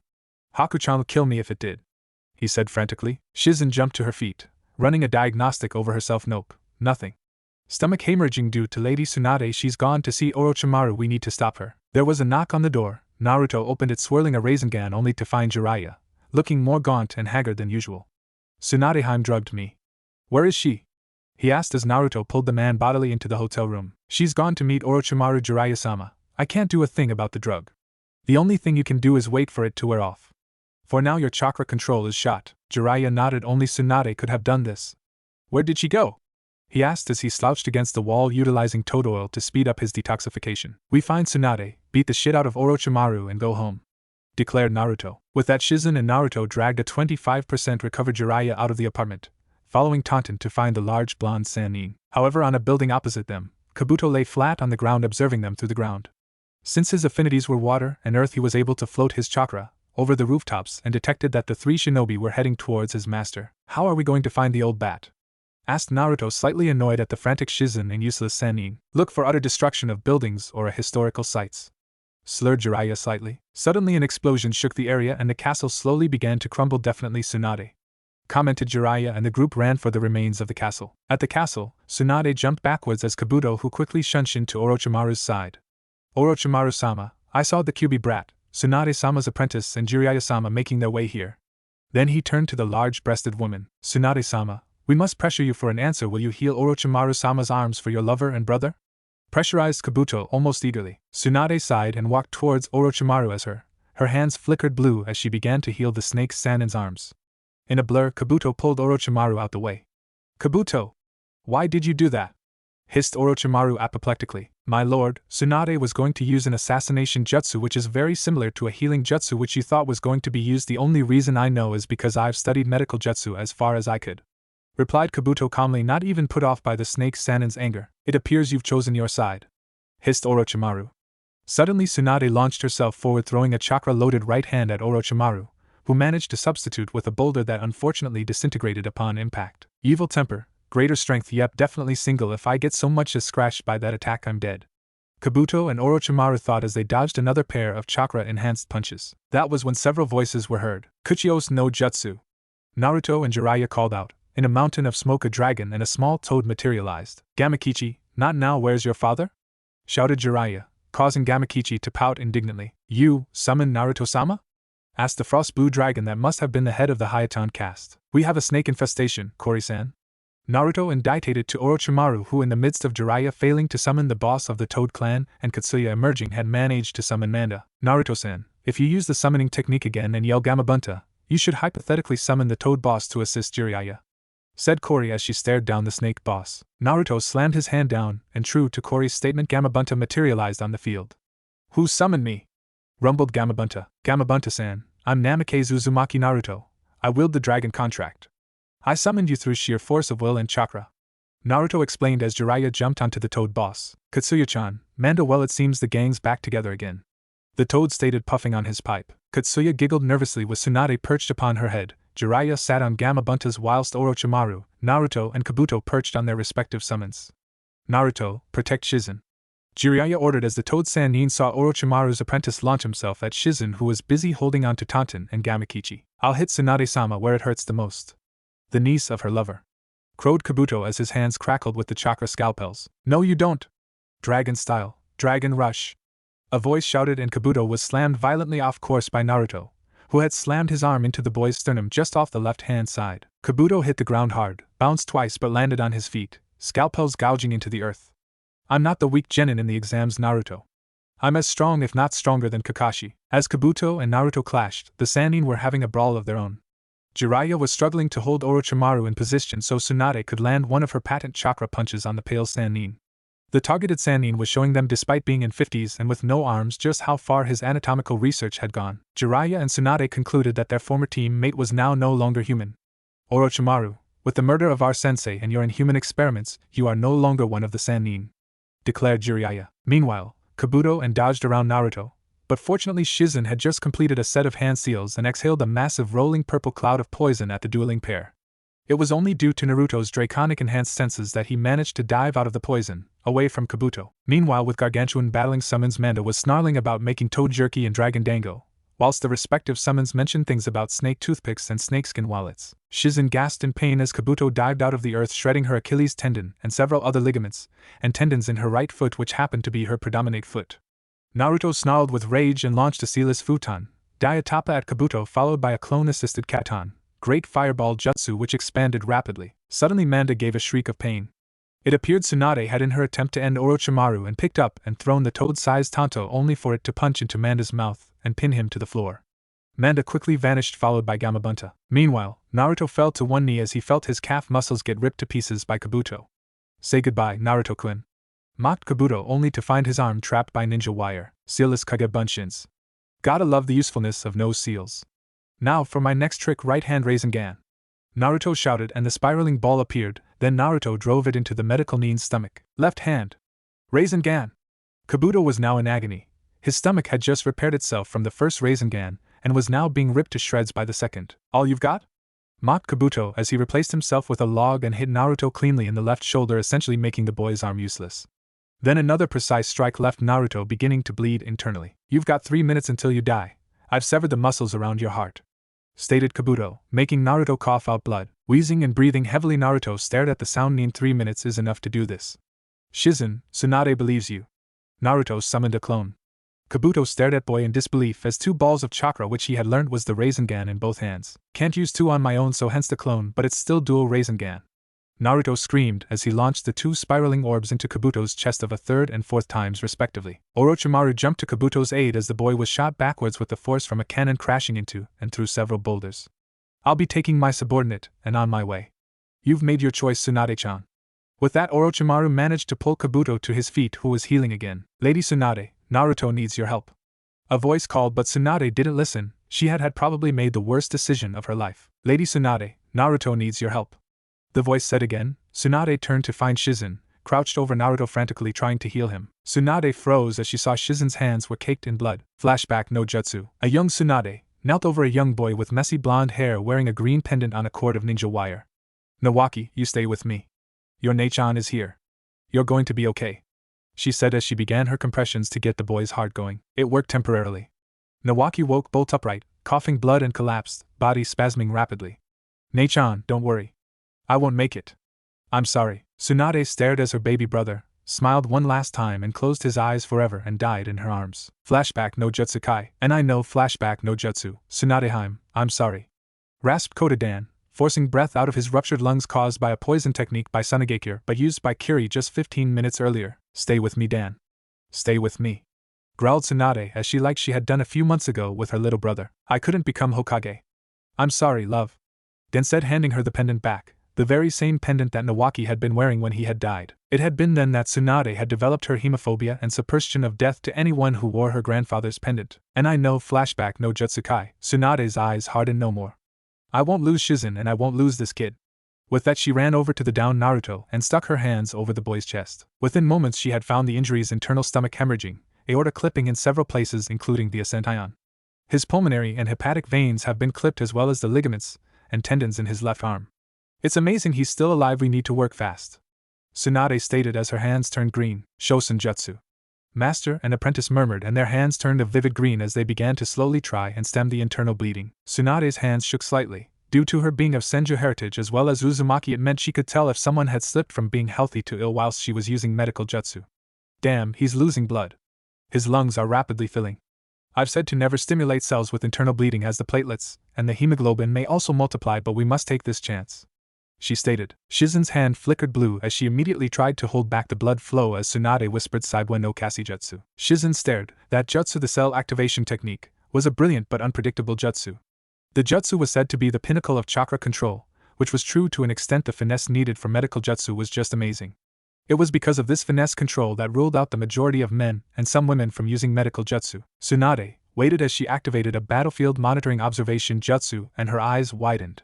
The jutsu was working, but appeared the boy's chakra was moving the effects of the jutsu around, avoiding the muscles and attending to the severed arteries and veins. Unbelievable, the additional chakra sources in this boy has manipulated by jutsu into patching up the veins and arteries that medical means can't normally perform out in the field due to outside variables, explained Tsunade, making Shizen nod. Tsunade looked around as Jiraiya landed heavily on the ground. Gaki. He okay, Tsunadeheim? Asked Jiraiya frantically. Tsunade grinned at her perverted teammate. She may not like training teams of children or be that concerned about them. Jiraiya to her had always been a wanderer doing as he wished, which she kind of loved about him. The other thing she liked about the man was whatever muse caught his interest, be it jutsu, teaching, peeping, he did it with full heart and rode that avenue up and down until it was finished. Gaki will be fine. He reminded me too much of Dan and Iwaki, that I couldn't not see him as a Hokage in the future. You may have missed the altercation between myself and Orochimaru, but I'm going to be the Godame, she said as she removed her hands from the boy. As if by magic, Naruto sat up. Tsunade-san, I won the bet. With that, 2 clones materialized. One clone hinged itself into an armrest supporting the damaged left arm. Naruto began swirling his chakra into his hands. The clone began to spin the chakra in the left hand, and true to the deal, 2 Raisengans appeared in his hands. Naruto quickly dispelled the clone and the left-hand Raisengan began to destabilize after 3 seconds. Needs work, but a dual Raisengan has been completed. With that he passed out. The group made good time to Konoha. During the time on the move, Naruto was practicing his dual Rasengan. It was slow progress, but slow and steady was the ticket. Naruto had found that when creating one Rasengan in his hand, slightly unbalanced him. So as he had observed during the Chunin exam, Sasuke needed a run-up to generate the electric hand jab. He thought that if he started to run at his opponent and create the second, it should possibly cancel out the imbalance of his natural weight and the density of the Rasengan. So here he was, at training ground 9, charging at a tree, for the 5th time. Rasengan! Naruto called and the ball of chakra popped into existence. He began to run. True to his hypothesis, the imbalance lessened. Dual Rasengan! He felt his body flatten out as the second orb materialized, and he slammed the orbs of chakra into the tree. Boom boom! The explosion ripped the tree apart, sending tree trunk fragments, branches, sticks, and Naruto flying. Naruto landed on his feet, dragging deep trenches in the ground as he tried to remain on his feet. Guy, Lee and Tenten, who were in the training ground at a different portion, came hurtling towards the source of the explosion. Niji had said he would join them after his morning training with his uncle. The pair had become close after Gaara almost killed the Hyuga branch heir. Niji had also gone through some changes. He no longer obsessed about fate, but rather decided to assist his cousins in fulfilling their potential at Jiken. It was definitely showing. Hinata's skill had increased tremendously, but not as much as Hanabi. Niji, through the use of his Byakugan, noticed that Hinata's chakra, instead of methodically flowing through her body, it flowed much like a river. Perhaps the fault of Hinata's Juken is not of her but rather the element. Niji hypothesized as he launched the 8 trigrams 128 palms onto a dummy to a good job. From his uncle, Tsunade had by now been in office for 2 weeks and had managed to make large inroads into the mountains of paperwork the Sandame had died to get away from. How did Sensei become so unorganized? She thought, as she stamped denied on a group of forms from the merchant district. Finally she reached what she deemed the important stuff, the shinobi records. She sped through the files, writing approved on the records before stacking them in neat piles of 50 records, which were then bound in ribbon before tossed casually onto a steadily growing pile of approved forms that trembled on the desktop. Shizen! Tsunade called and the handmaiden/apprentice rushed in to grab the towering pile of forms before carrying it out of the room. However, as the young woman left the room, the building trembled, sending her and the paper toppling to the floor. Only for Reito, Iwashi and Kotetsu to catch the toppling piles of paperwork and Ginma to catch the woman. Shizen! A voice yelled, followed by you. Had better not have dropped that paperwork. Ginma eased Shizen onto her feet. Kotetsu, help Shizen-chan with the paperwork. I'll deal with Tsunade-sama. She won't kill me, hopefully, as I'm part of the Horatian squad. You okay, Shizen-chan? Shizen nodded before blushing slightly. Yes, I'm fine, thanks. Thanks for catching me, Ginma-kun. Ginma stared at the girl as she and Kotetsu hurried off. Now, she is one person I wouldn't mind seeing more often. I'd definitely say she would be one person I'd settle down for. It was quite known in Konoha that Ginma could charm his way into the bed of almost any woman. Sakura was tending to the flowers in her garden at home, looking for a bouquet of roses of Sasuke-kun, when she felt the earth tremble shake. Baka! Destroying my hard work of making a bouquet for Sasuke-kun. She growled, grabbing the bouquet and her kunai pouch. In the hospital, Haku had just changed the drip on Sasuke, who had been injured on an escort mission of Marino Idate with Sakura, Lee, Hinata and Kiba. The mission was more or less uneventful aside from running into a Nuke from Konoha Ao, the thief of the Raijin no Ken or Sword of the Thunder God. The personal sword of Senju Tobarama. During the scuffle, the sword had been broken in Sasuke. Lee and Kiba had taken some bumps and bruises, and in Sasuke's case a stable fracture on his skull, hands and left leg. The explosion shook the ground. Haku waited for the shake to pass before changing the drips and shook her head. Naruto-kun, you've done something exceptionally stupid this time. Back with Naruto, he shook himself down to find himself staring at Guy, Lee and Tenten. Bushy brows, mega brows. Tenten, sorry about that. My training ground were being used, so I came here. Well, that explosion was the result of me getting the grips on my latest technique. The three shook their heads. What was the technique, Naruto-kun? Maybe we'll be able to help you shed some light on it, so you can practice it without blowing up the training ground, said Tenten with a grin. She liked Naruto as a little brother. The two had been in the orphanage together, and were thick as thieves. Now they were both genin. She was hoping to rekindle that relationship. Sure, Nachan, it was a variation of the Rasengan. Lee and Tenten looked at him blankly. The swirly orb thing. Naruto explained, popping one into his hand. You mean the Yandame's technique? Why do you know it, Otacho? Asked Tenten curiously. S-class secret. Much like my hospital form anyway, I can make it in one hand. Jiraiya-san set me the challenge of perfecting or at least make some visible headway into his variant, the dual Rasengan. With that, Naruto created the second Rasengan, which quickly disintegrated. However, with a clone, I can make the second Rasengan. But Jiraiya, you mean Lord Jiraiya of the Sannin? Exclaimed Tenten with stars in her eyes. Naruto nodded the exact same. I can't call him sensei due to some of his habits, but we have come to the agreement. I will address appropriately if he's acting so. If not, well, let's drop the subject. The problem is the moment I form the Rasengan, I am pulled off balance. The way I regain balance is to charge forward and form it on the run, but that tree was the result. Come with me, my youthful friend. The three of us shall help you gain precedence and a firmer grasp on your youth. And this gallant task of yours sent by the ever-youthful Jiraiya shall be complete. Exclaimed Guy, before dragging Naruto off to a massive oaken pillar. Jump onto the top of that and assume the lotus stance and form the Rasengan.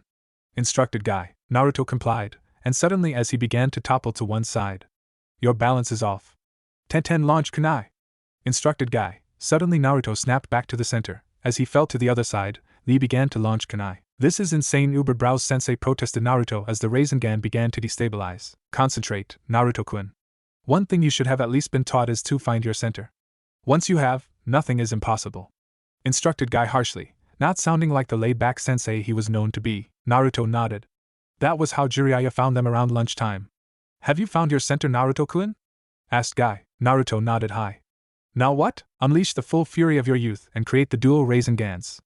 Ordered Guy. Naruto nodded, assumed the stance, and to everyone's surprise and Jiraiya's glee, the Rasengans bloomed into emergence. That loud sensei you acquired is actually quite a decent one. The QB commented from inside the boy's mindscape. Why, thank you, almighty QB. Naruto replied sarcastically, causing the fox to let out a booming laugh. I may hate you, ninjen, but remember this lesson. I hate all my hosts, but I shall not have a weak one. Shut up, QB. Naruto, I do agree with the fox. This session will help you speed up your secondary elemental release training with that ever-wonderful Kori-san wielder. Naruto blushed and quickly departed his mindscape, leaving a snickering dragon and fox. Oh, Baka! A piercing voice shouted. Naruto slowly opened his eyes and jumped to the floor. Yes, Sakura-san? Asked Naruto drolly, absent-mindedly swaying out of her punch. How come you haven't been to see Sasuke-kun? She snarled, launching a fist at him only to find it blocked by the bun-haired girl from the exams. Tenten, if she remembered correctly. If you're my Otacho's teammate, I see why he can't wait to become a Chunin. I'm 10-10 by the way. Before Sakura knew what was happening, she was flat on her face with her arm twisted painfully behind her back to the point the pinkhead had tears in her eyes. Leave him alone. He is twice the man Sasuke-san could ever be and 3 times the ninja the Uchiha could ever be as well. Because he never relied on his family name to carry him through life. Tenten growled. Cheers, Nachan and Bu are coming. Means the old bat wants to see me or I'm being court-martialed for some offense. I never did. Although the old farts could be trying a new tack to prying my summons from me. The ANBU designated lizard arrived. Uzumaki Naruto. Lady Hokage requests she sees you in her office. You too as well, Lord Jiraiya. Jiraiya and Naruto nodded to one another, and in 2 Shunshin's, one of ice and the other toads, they raced across the village. Shikamaru entered the office. Shortly the window blew open and Naruto slid in. Lady Hokage, he said, staggering as he bowed. The shinobi snickered at the blonde's antics. Naruto was always known for a good laugh either at his or someone else's expense. Genin's Uzumaki Naruto and Nara Shikamaru, from the reports given to me based on your progress in the Chunin exams and myself, I hereby promote the 2 of you to Chunin. As Naruto donned his flak jacket, the door to the Hokage's office swung open and the civilian council, elders and disgruntled shinobi entered. We the council object to Uzumaki's promotion. Haruno Miruki, A/N Miruki, declared. Is that the shinobi council who objects, or just some old farts and some ignorant fucks? Replied Jiraiya. Sensei. Ruining my fun. Stupid super pervert. Naruto finished with mutter, digging his nails into his palms, drawing blood, ready to unleash his Uzumaki Kekii Genkai. Jiraiya-sama, this doesn't concern you. Snapped another civilian who promptly doubled over as someone slammed a knee into his gut. Walk it off, only a minor hemorrhage, much like you gave me when I was 5, you fat fuck, snarled Naruto. Disrespect me. Get disrespect back. Disrespect my comrades, sensei. Hokage expect to have the 7 shades of shit smacked out of you. He finished, one eye flickering yellow. He's using the demon's power. Screamed someone, only for them to find it hard to breathe. His eyes are yellow slag, not red. Learn the difference. Anyway, as my fireball of apprentice said, I believe it concerns me. Jiraiya said, walking towards the council. Why doesn't my blonde-haired knucklehead apprentice not deserve his apprenticeship? Asked Jiraiya, chakra welling. He has no respect for his superiors, us or the council. Nor does he have any for his teammates. Thus all of those things counteract everything that being a Chunin stands for. Danzo declared. Tsunade snorted. I have records from Sarutobi-sensei, reading that every time Team 7 has had something go wrong on a mission, the blame is always blamed on Chunin. Uzumaki Naruto. Anyone care to explain? It didn't take long for Tsunade to realize that the civilian council hated Naruto for 13 years ago. Chunin Uzumaki is a valuable asset to Konoha. Unless Chunin Uzumaki does anything to destabilize, betray or harm Konoha in any way, he shall be treated with respect that all shinobi have regardless of what and who he is. Now get out. The council scrambled, and it also signed the death of the many desks to come of the Hokage's terrible temper. Naruto stared them off, his temper now under control, and Progenitus himself also calmed down. Naruto, now would be a good time to check Sasuke. Progenitus suggested. Lady Hokage, permission to go and see my teammates. Tsunade dismissed Naruto, who disintegrated into ice and sped towards the hospital. Disguising himself as a nondescript Chunin, he followed Sakura to Sasuke's room. Naruto dispelled the henge, knocked and entered Sasuke's room, making Sakura jump. Baka! She shrieked, but Naruto clapped a hand over her mouth. Keep it down. Want me to get thrown out? Probably, besides the point. How is he? Sakura shrugged. He's stable. Which is a good, considering who he was fighting. Naruto nodded. As he turned to leave, a spluttering was heard. The pair spun around to find Sasuke sitting bolt upright. Naruto, Sakura. He commented as he propped himself upright. Uchiha, nice to know you were only pushing the Z's and not the roses. Naruto quipped before leaving the room to only walk into Haku. Haku stumbled backwards to be caught by Naruto. Hey Haku-chan, when do you get off shift? Haku wriggled and faced her crush. 3 hours. Naruto-kun. Why? Naruto's face turned red. He hadn't thought this part out. Want to go and get something to eat? He stammered out. Haku giggled and nodded. You asking me out on a date, Naruto-kun? Kid, just say yes. She'll appreciate it. Progenitus whispered. Yes, I am. Haku giggled, grinned and pulled Progenitus's air into her arms. Here, 3 hours. Don't be late, she ordered. Naruto smirked and dissolved into ice, heading towards a training ground to get his ice release down pat. Naruto landed at the training ground, making his way to the pond in the middle of the ground. He assumed a meditative position and he began to practice his water manipulation. Kage Bunshin no Jutsu. 20 clones appeared. 10 of you work on the second stage of water manipulation and the rest work with me on the third. Soon enough, under the power of 21 hours of solid training, the water manipulation exercise quickly came together. The time passed. Naruto sat up. He had just collapsed from overexertion from getting his water manipulation to a mastered level. Hijitsu, chains. Naruto shouted, launching 2 chains out of his wrists, pulling him to his feet and airborne. Haku just left the hospital clothed in a pair of baggy ANBU pants, shirt, and her Chunin vest as Naruto slid to a stop. Chains hastily retracting into his wrists. "Oh hail, Haku-chan. Not been waiting long?" asked Naruto with a massive grin adorning his face. Haku couldn't help but smile at the antics of her crush. "So where are we headed, Naruto-kun?" Naruto shrugged. "Wherever you wish to go." He quickly pulled out his wallet and quickly did the sums. "It's on me." Haku grinned, grabbed Naruto's hand, and the pair took off for the market. "Haku-chan, so you know, it is quite likely that the civilians will try to sabotage us. Due them hating me for circumstances when I was born," Naruto said as they moved around civilians and genin. "Oh well, as long as we can spend time together I don't mind," replied Haku. Soon enough the pair passed a fruit stand selling nashi and mikan, which Haku adored. Due to her upbringing in the coldest part of water country bordering blizzard country, her family saved these fruits for special occasions. "Naruto-kun, are those nashi and mikans?" asked Haku, quivering with excitement. The shopkeeper's eyes narrowed at Naruto. "I don't serve." He was cut off by Kakashi, who just happened to be walking past. "You won't serve one of the people who brought Tsunade-sama back?" he asked innocently with an underlying hint of steel. No, my apologies. How can I serve?" Haku grinned. "Can I get half a dozen mikan and nashi, please?" The shopkeeper nodded. His hands flashed over the mikan and nashi, under Kakashi, Haku, and Naruto's careful eyes. He was half tempted to place subtle poison on them but thought better of it. He knew Kakashi's reputation of being one of the most lethal shinobi in the village, and that the Uzumaki brat was astonishingly fast. 20 real. Naruto's eyes widened and he quickly handed over the money. They ended up outside a cozy little tea house that appeared to have just opened up. Naruto and Haku over their tea were giggling over some of the blonde's antics. Haku almost spat tea onto Naruto when he informed her of his painting of the Hokage monument. "You are terrible. Hopefully you'll now calm down," she said. Soon enough the pair made their way towards the outskirts of Konoha and towards the training grounds. The pair walked onto the lake of training ground 16 when the unspoken word started them off in combat. "Hayatan, Futon and Suiton jutsu only," Haku ordered, and Naruto smirked. Soon enough the pair began scrolling through hand signs at Chunin and Jonin pace. "Wind style, striking dragon," yelled Naruto, making a cupping motion with his wrists connected and sharply spinning them. A massive wind-shaped dragon rushed out. The dragon snarled and lashed out with its talons, launching a storm of blades at the ice user. "Water style, surging dragon." A dragon of a similar size rushed out of the lake. The dragons crashed in a shower of raindrops. Naruto concentrated hard and his hands began to form an unusual set of seals. Black ice style, Sub-Zero dragon. The water droplets quickly froze and turned black as the dragon was formed, spun around Naruto and shot towards the ice user, whose eyes widened. "Child, your skill with ice shall always be better than his. Split that dragon," Kori called. Haku's experience and skill definitely showed as she concentrated on the water, which erupted into her hand. Then a small gust of wind whistled through, solidifying the water into a blade. Naruto's eyes widened, his jaw dropped as the girl effortlessly cut his dragon in half. Naruto jumped backwards. Futon, dragon palm. The area effect wind technique only just deterred the girl slightly. Haku smirked and slid beneath the lowest claw. She vanished in a shunshin.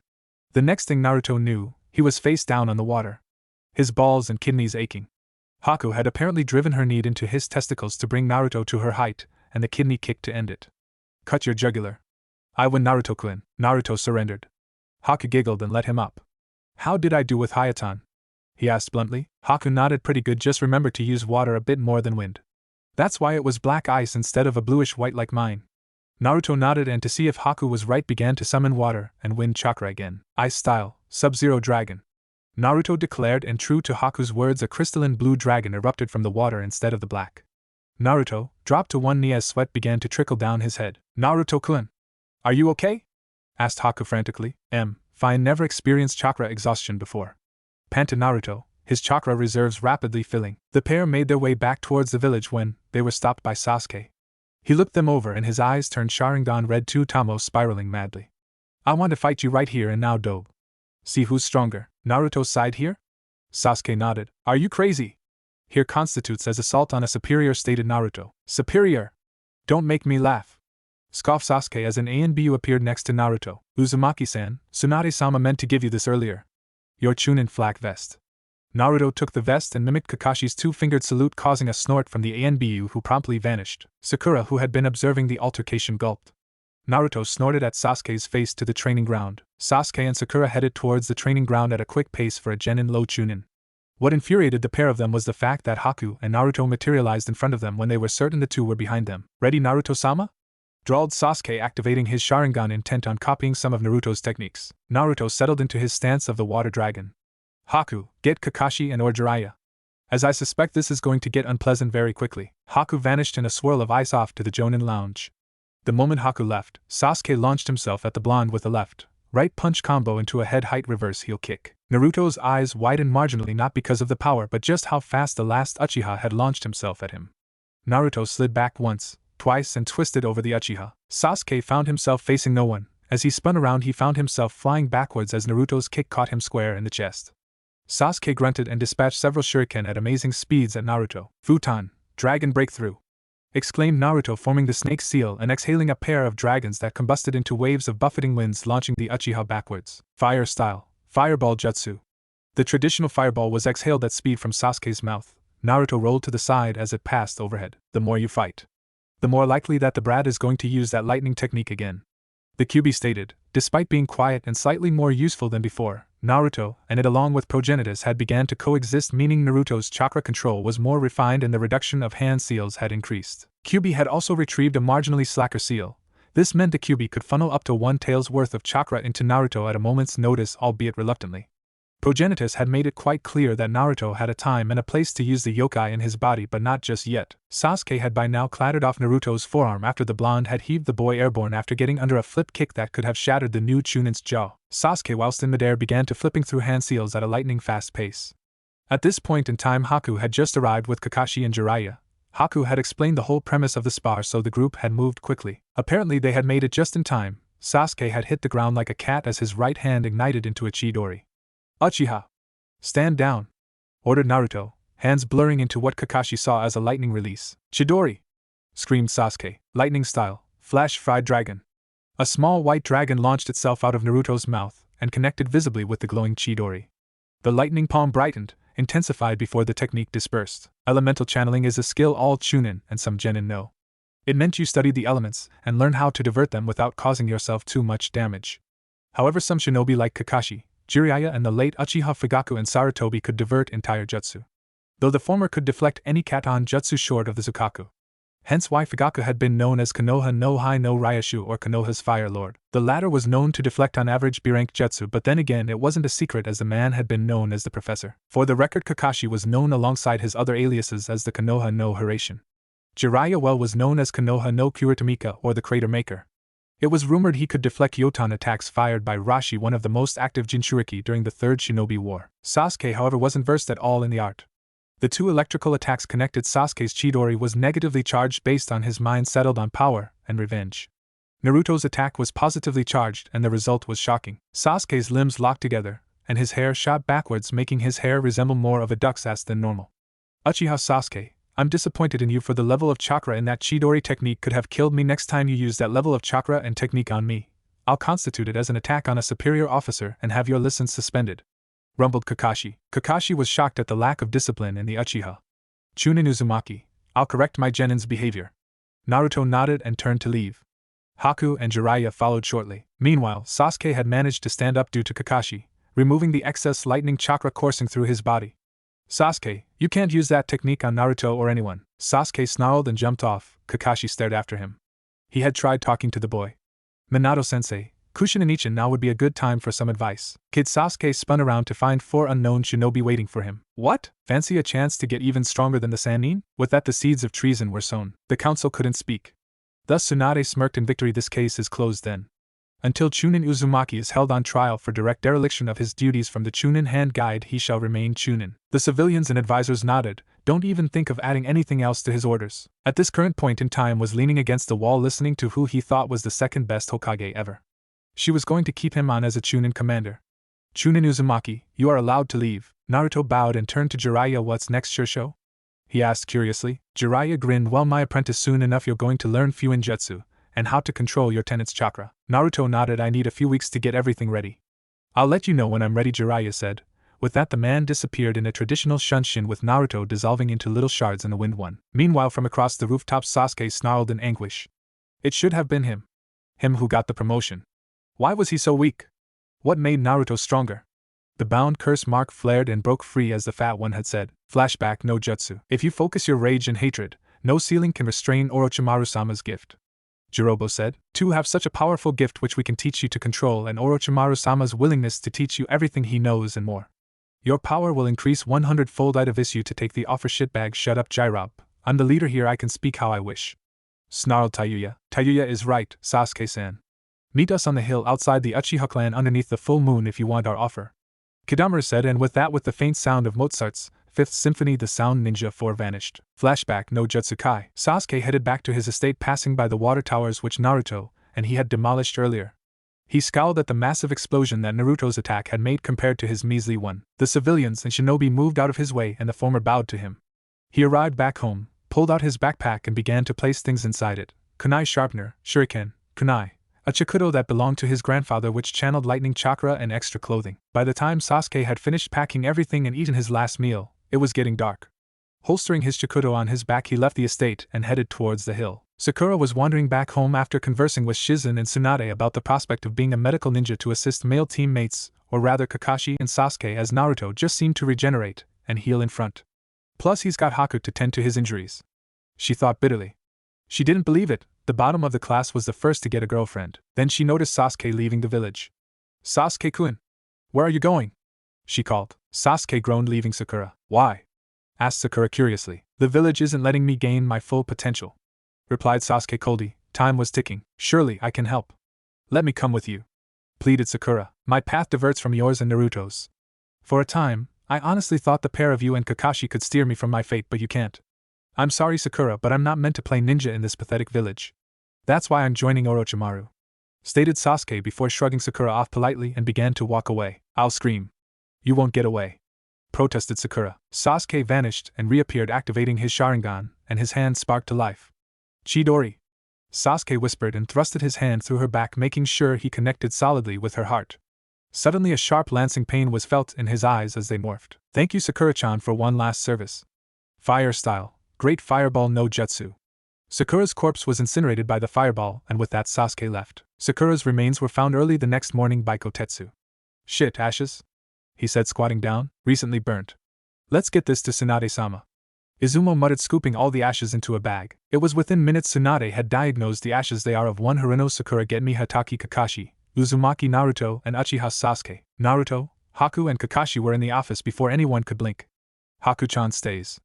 I'd tell her anyway, Bachan," stated Naruto. "Uchiha Sasuke has left the village according to an ANBU patrol squad. They thought he was going on a training trip with Kakashi anyway. Sasuke Uchiha murdered Sakura Haruno and has left the village to join Orochimaru." "Any ideas?" growled Tsunade, not acknowledging the Bachan comment. "I got a promotion." "He didn't. Had to be saved whilst going up against Itachi. Got taken down by Kakashi-sensei when we were fighting on the hospital roof and at the training ground. Doesn't believe we are giving him the tools he needs to defeat Itachi," listed Naruto. Tsunade's eyes narrowed. "Uzumaki Naruto, gather as many shinobi as you can and get the Uchiha. Hi Hokage-sama. Is that return him to Konoha alive or dead?" questioned Naruto curiously. "Preferably alive, but dead if necessary." Naruto nodded curtly. "Haku, I need you to find Nara Shikamaru." Haku grinned and vanished in swirl of ice. "I'm going to need Haku-chan, Shikamaru, and whoever else he thinks is needed." Tsunade nodded. "Mendos, Naruto. Why did you get your girlfriend to drag me out of bed?" groused Shikamaru as he swallowed the green tea. "Sakura has been murdered by Sasuke Uchiha. Been tasked to hunt the bastard down and bring him back to Konoha alive or as a corpse, it doesn't matter," growled Naruto. Shikamaru dropped the green tea. "Murdered. Since we're the 3 Chunin going, we're going to need a tracker, a heavy hitter, and a close combat specialist." Haku nodded. "Shikaku, and what about the big guy on your team? The dog boy on Kurenai-san's team and that white-eyed boy, Gaara fought." "That could work, though we'll need as many possible." "I'll get Choji, Naruto, Haku, the pair of you get Niji. Kiba will probably find out." True to Shikamaru's words, the events happened as they rendezvoused near the gate. "We're going in a single-file formation. Niji, myself, Naruto, Haku, Kiba, and Choji. Targets are potentially Jonin level, so we are playing it with the set of one of us to one of them," Shikamaru explained. "I'm commanding this operation, and should anything untoward happen to me, Shikamaru is second, followed by Haku, and then Niji. Should anything happen to Shikamaru, GT yourselves out. Unless you have a shot on the Uchiha," growled Naruto. "Kid, do you remember the ancient clans of the Yin, Yang, and Yin-Yang release? They are going to participate in your training." Progenitus growled. "I remember. Plus the Yami clan have given me the basics of Yang and release so I can utilize Tempest and Hurricane releases." Progenitus nodded. He had been observing his charge's progress. He had made tremendous progress in Futon, Suiton, and Raiton, He was able to now use yin and yang through him to allow him the full access of Rantan, Hayatan, Kotan and Gutan, the former two with ease and the latter two somewhat 40% of the time. All in all, he's good enough with those 3 basic releases and 2 Kekkei Genkais. Let's move. Naruto instructed, and the 6 of them took flight in a rough circle and landed squarely in their selected formation. Meanwhile, Kodamaru extended his senses back to some of his spider observers. Incoming about 3 miles away and gaining slowly. We need to pick up speed. Sasuke said that they wouldn't dispatch a team until we were at least 10 miles away. Sakan grunted. Little shit, he must have chickened out. Snarled Tayuya. Or maybe he didn't know the Hokage would react so quickly in response to his defection. Jirobo said, trying to placate her, and decided not to chastise her. Meanwhile, the 6 Konoha ninja had closed the gap. Naruto, I need a jutsu that shows you can't take one of us, ordered Shikamaru. Naruto nodded, and his eyes took on a pale yellow draconic appearance. Kotan, Raging Dragon. A dark purple dragon wreathed in lightning shot out of Naruto's mouth straight down. Kodamaru detected a vast amount of chakra and only just managed to get the sound for to dodge as the ground they were standing on obliterated and vast torrents of water showered everywhere. Impressive, kid. Very impressive. Hayatan, flash freeze, Haku declared. The splashing water immediately transformed into murderous particles of ice. Jirobo, take them down! Screamed one of the shinobi, and the other 3 vanished, leaving possibly the biggest shinobi the group had ever seen since Choji. Doton Kekkai, Doro Diomu! Screamed the shinobi, and the group found themselves trapped in what appeared to be a black granite prison. Kiba felt it first. His chakra was leaving his body.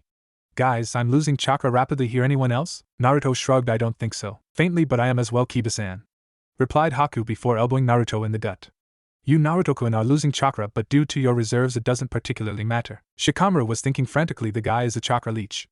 No idea how to get out of this, he said aloud, unsettling everyone. Getsuga!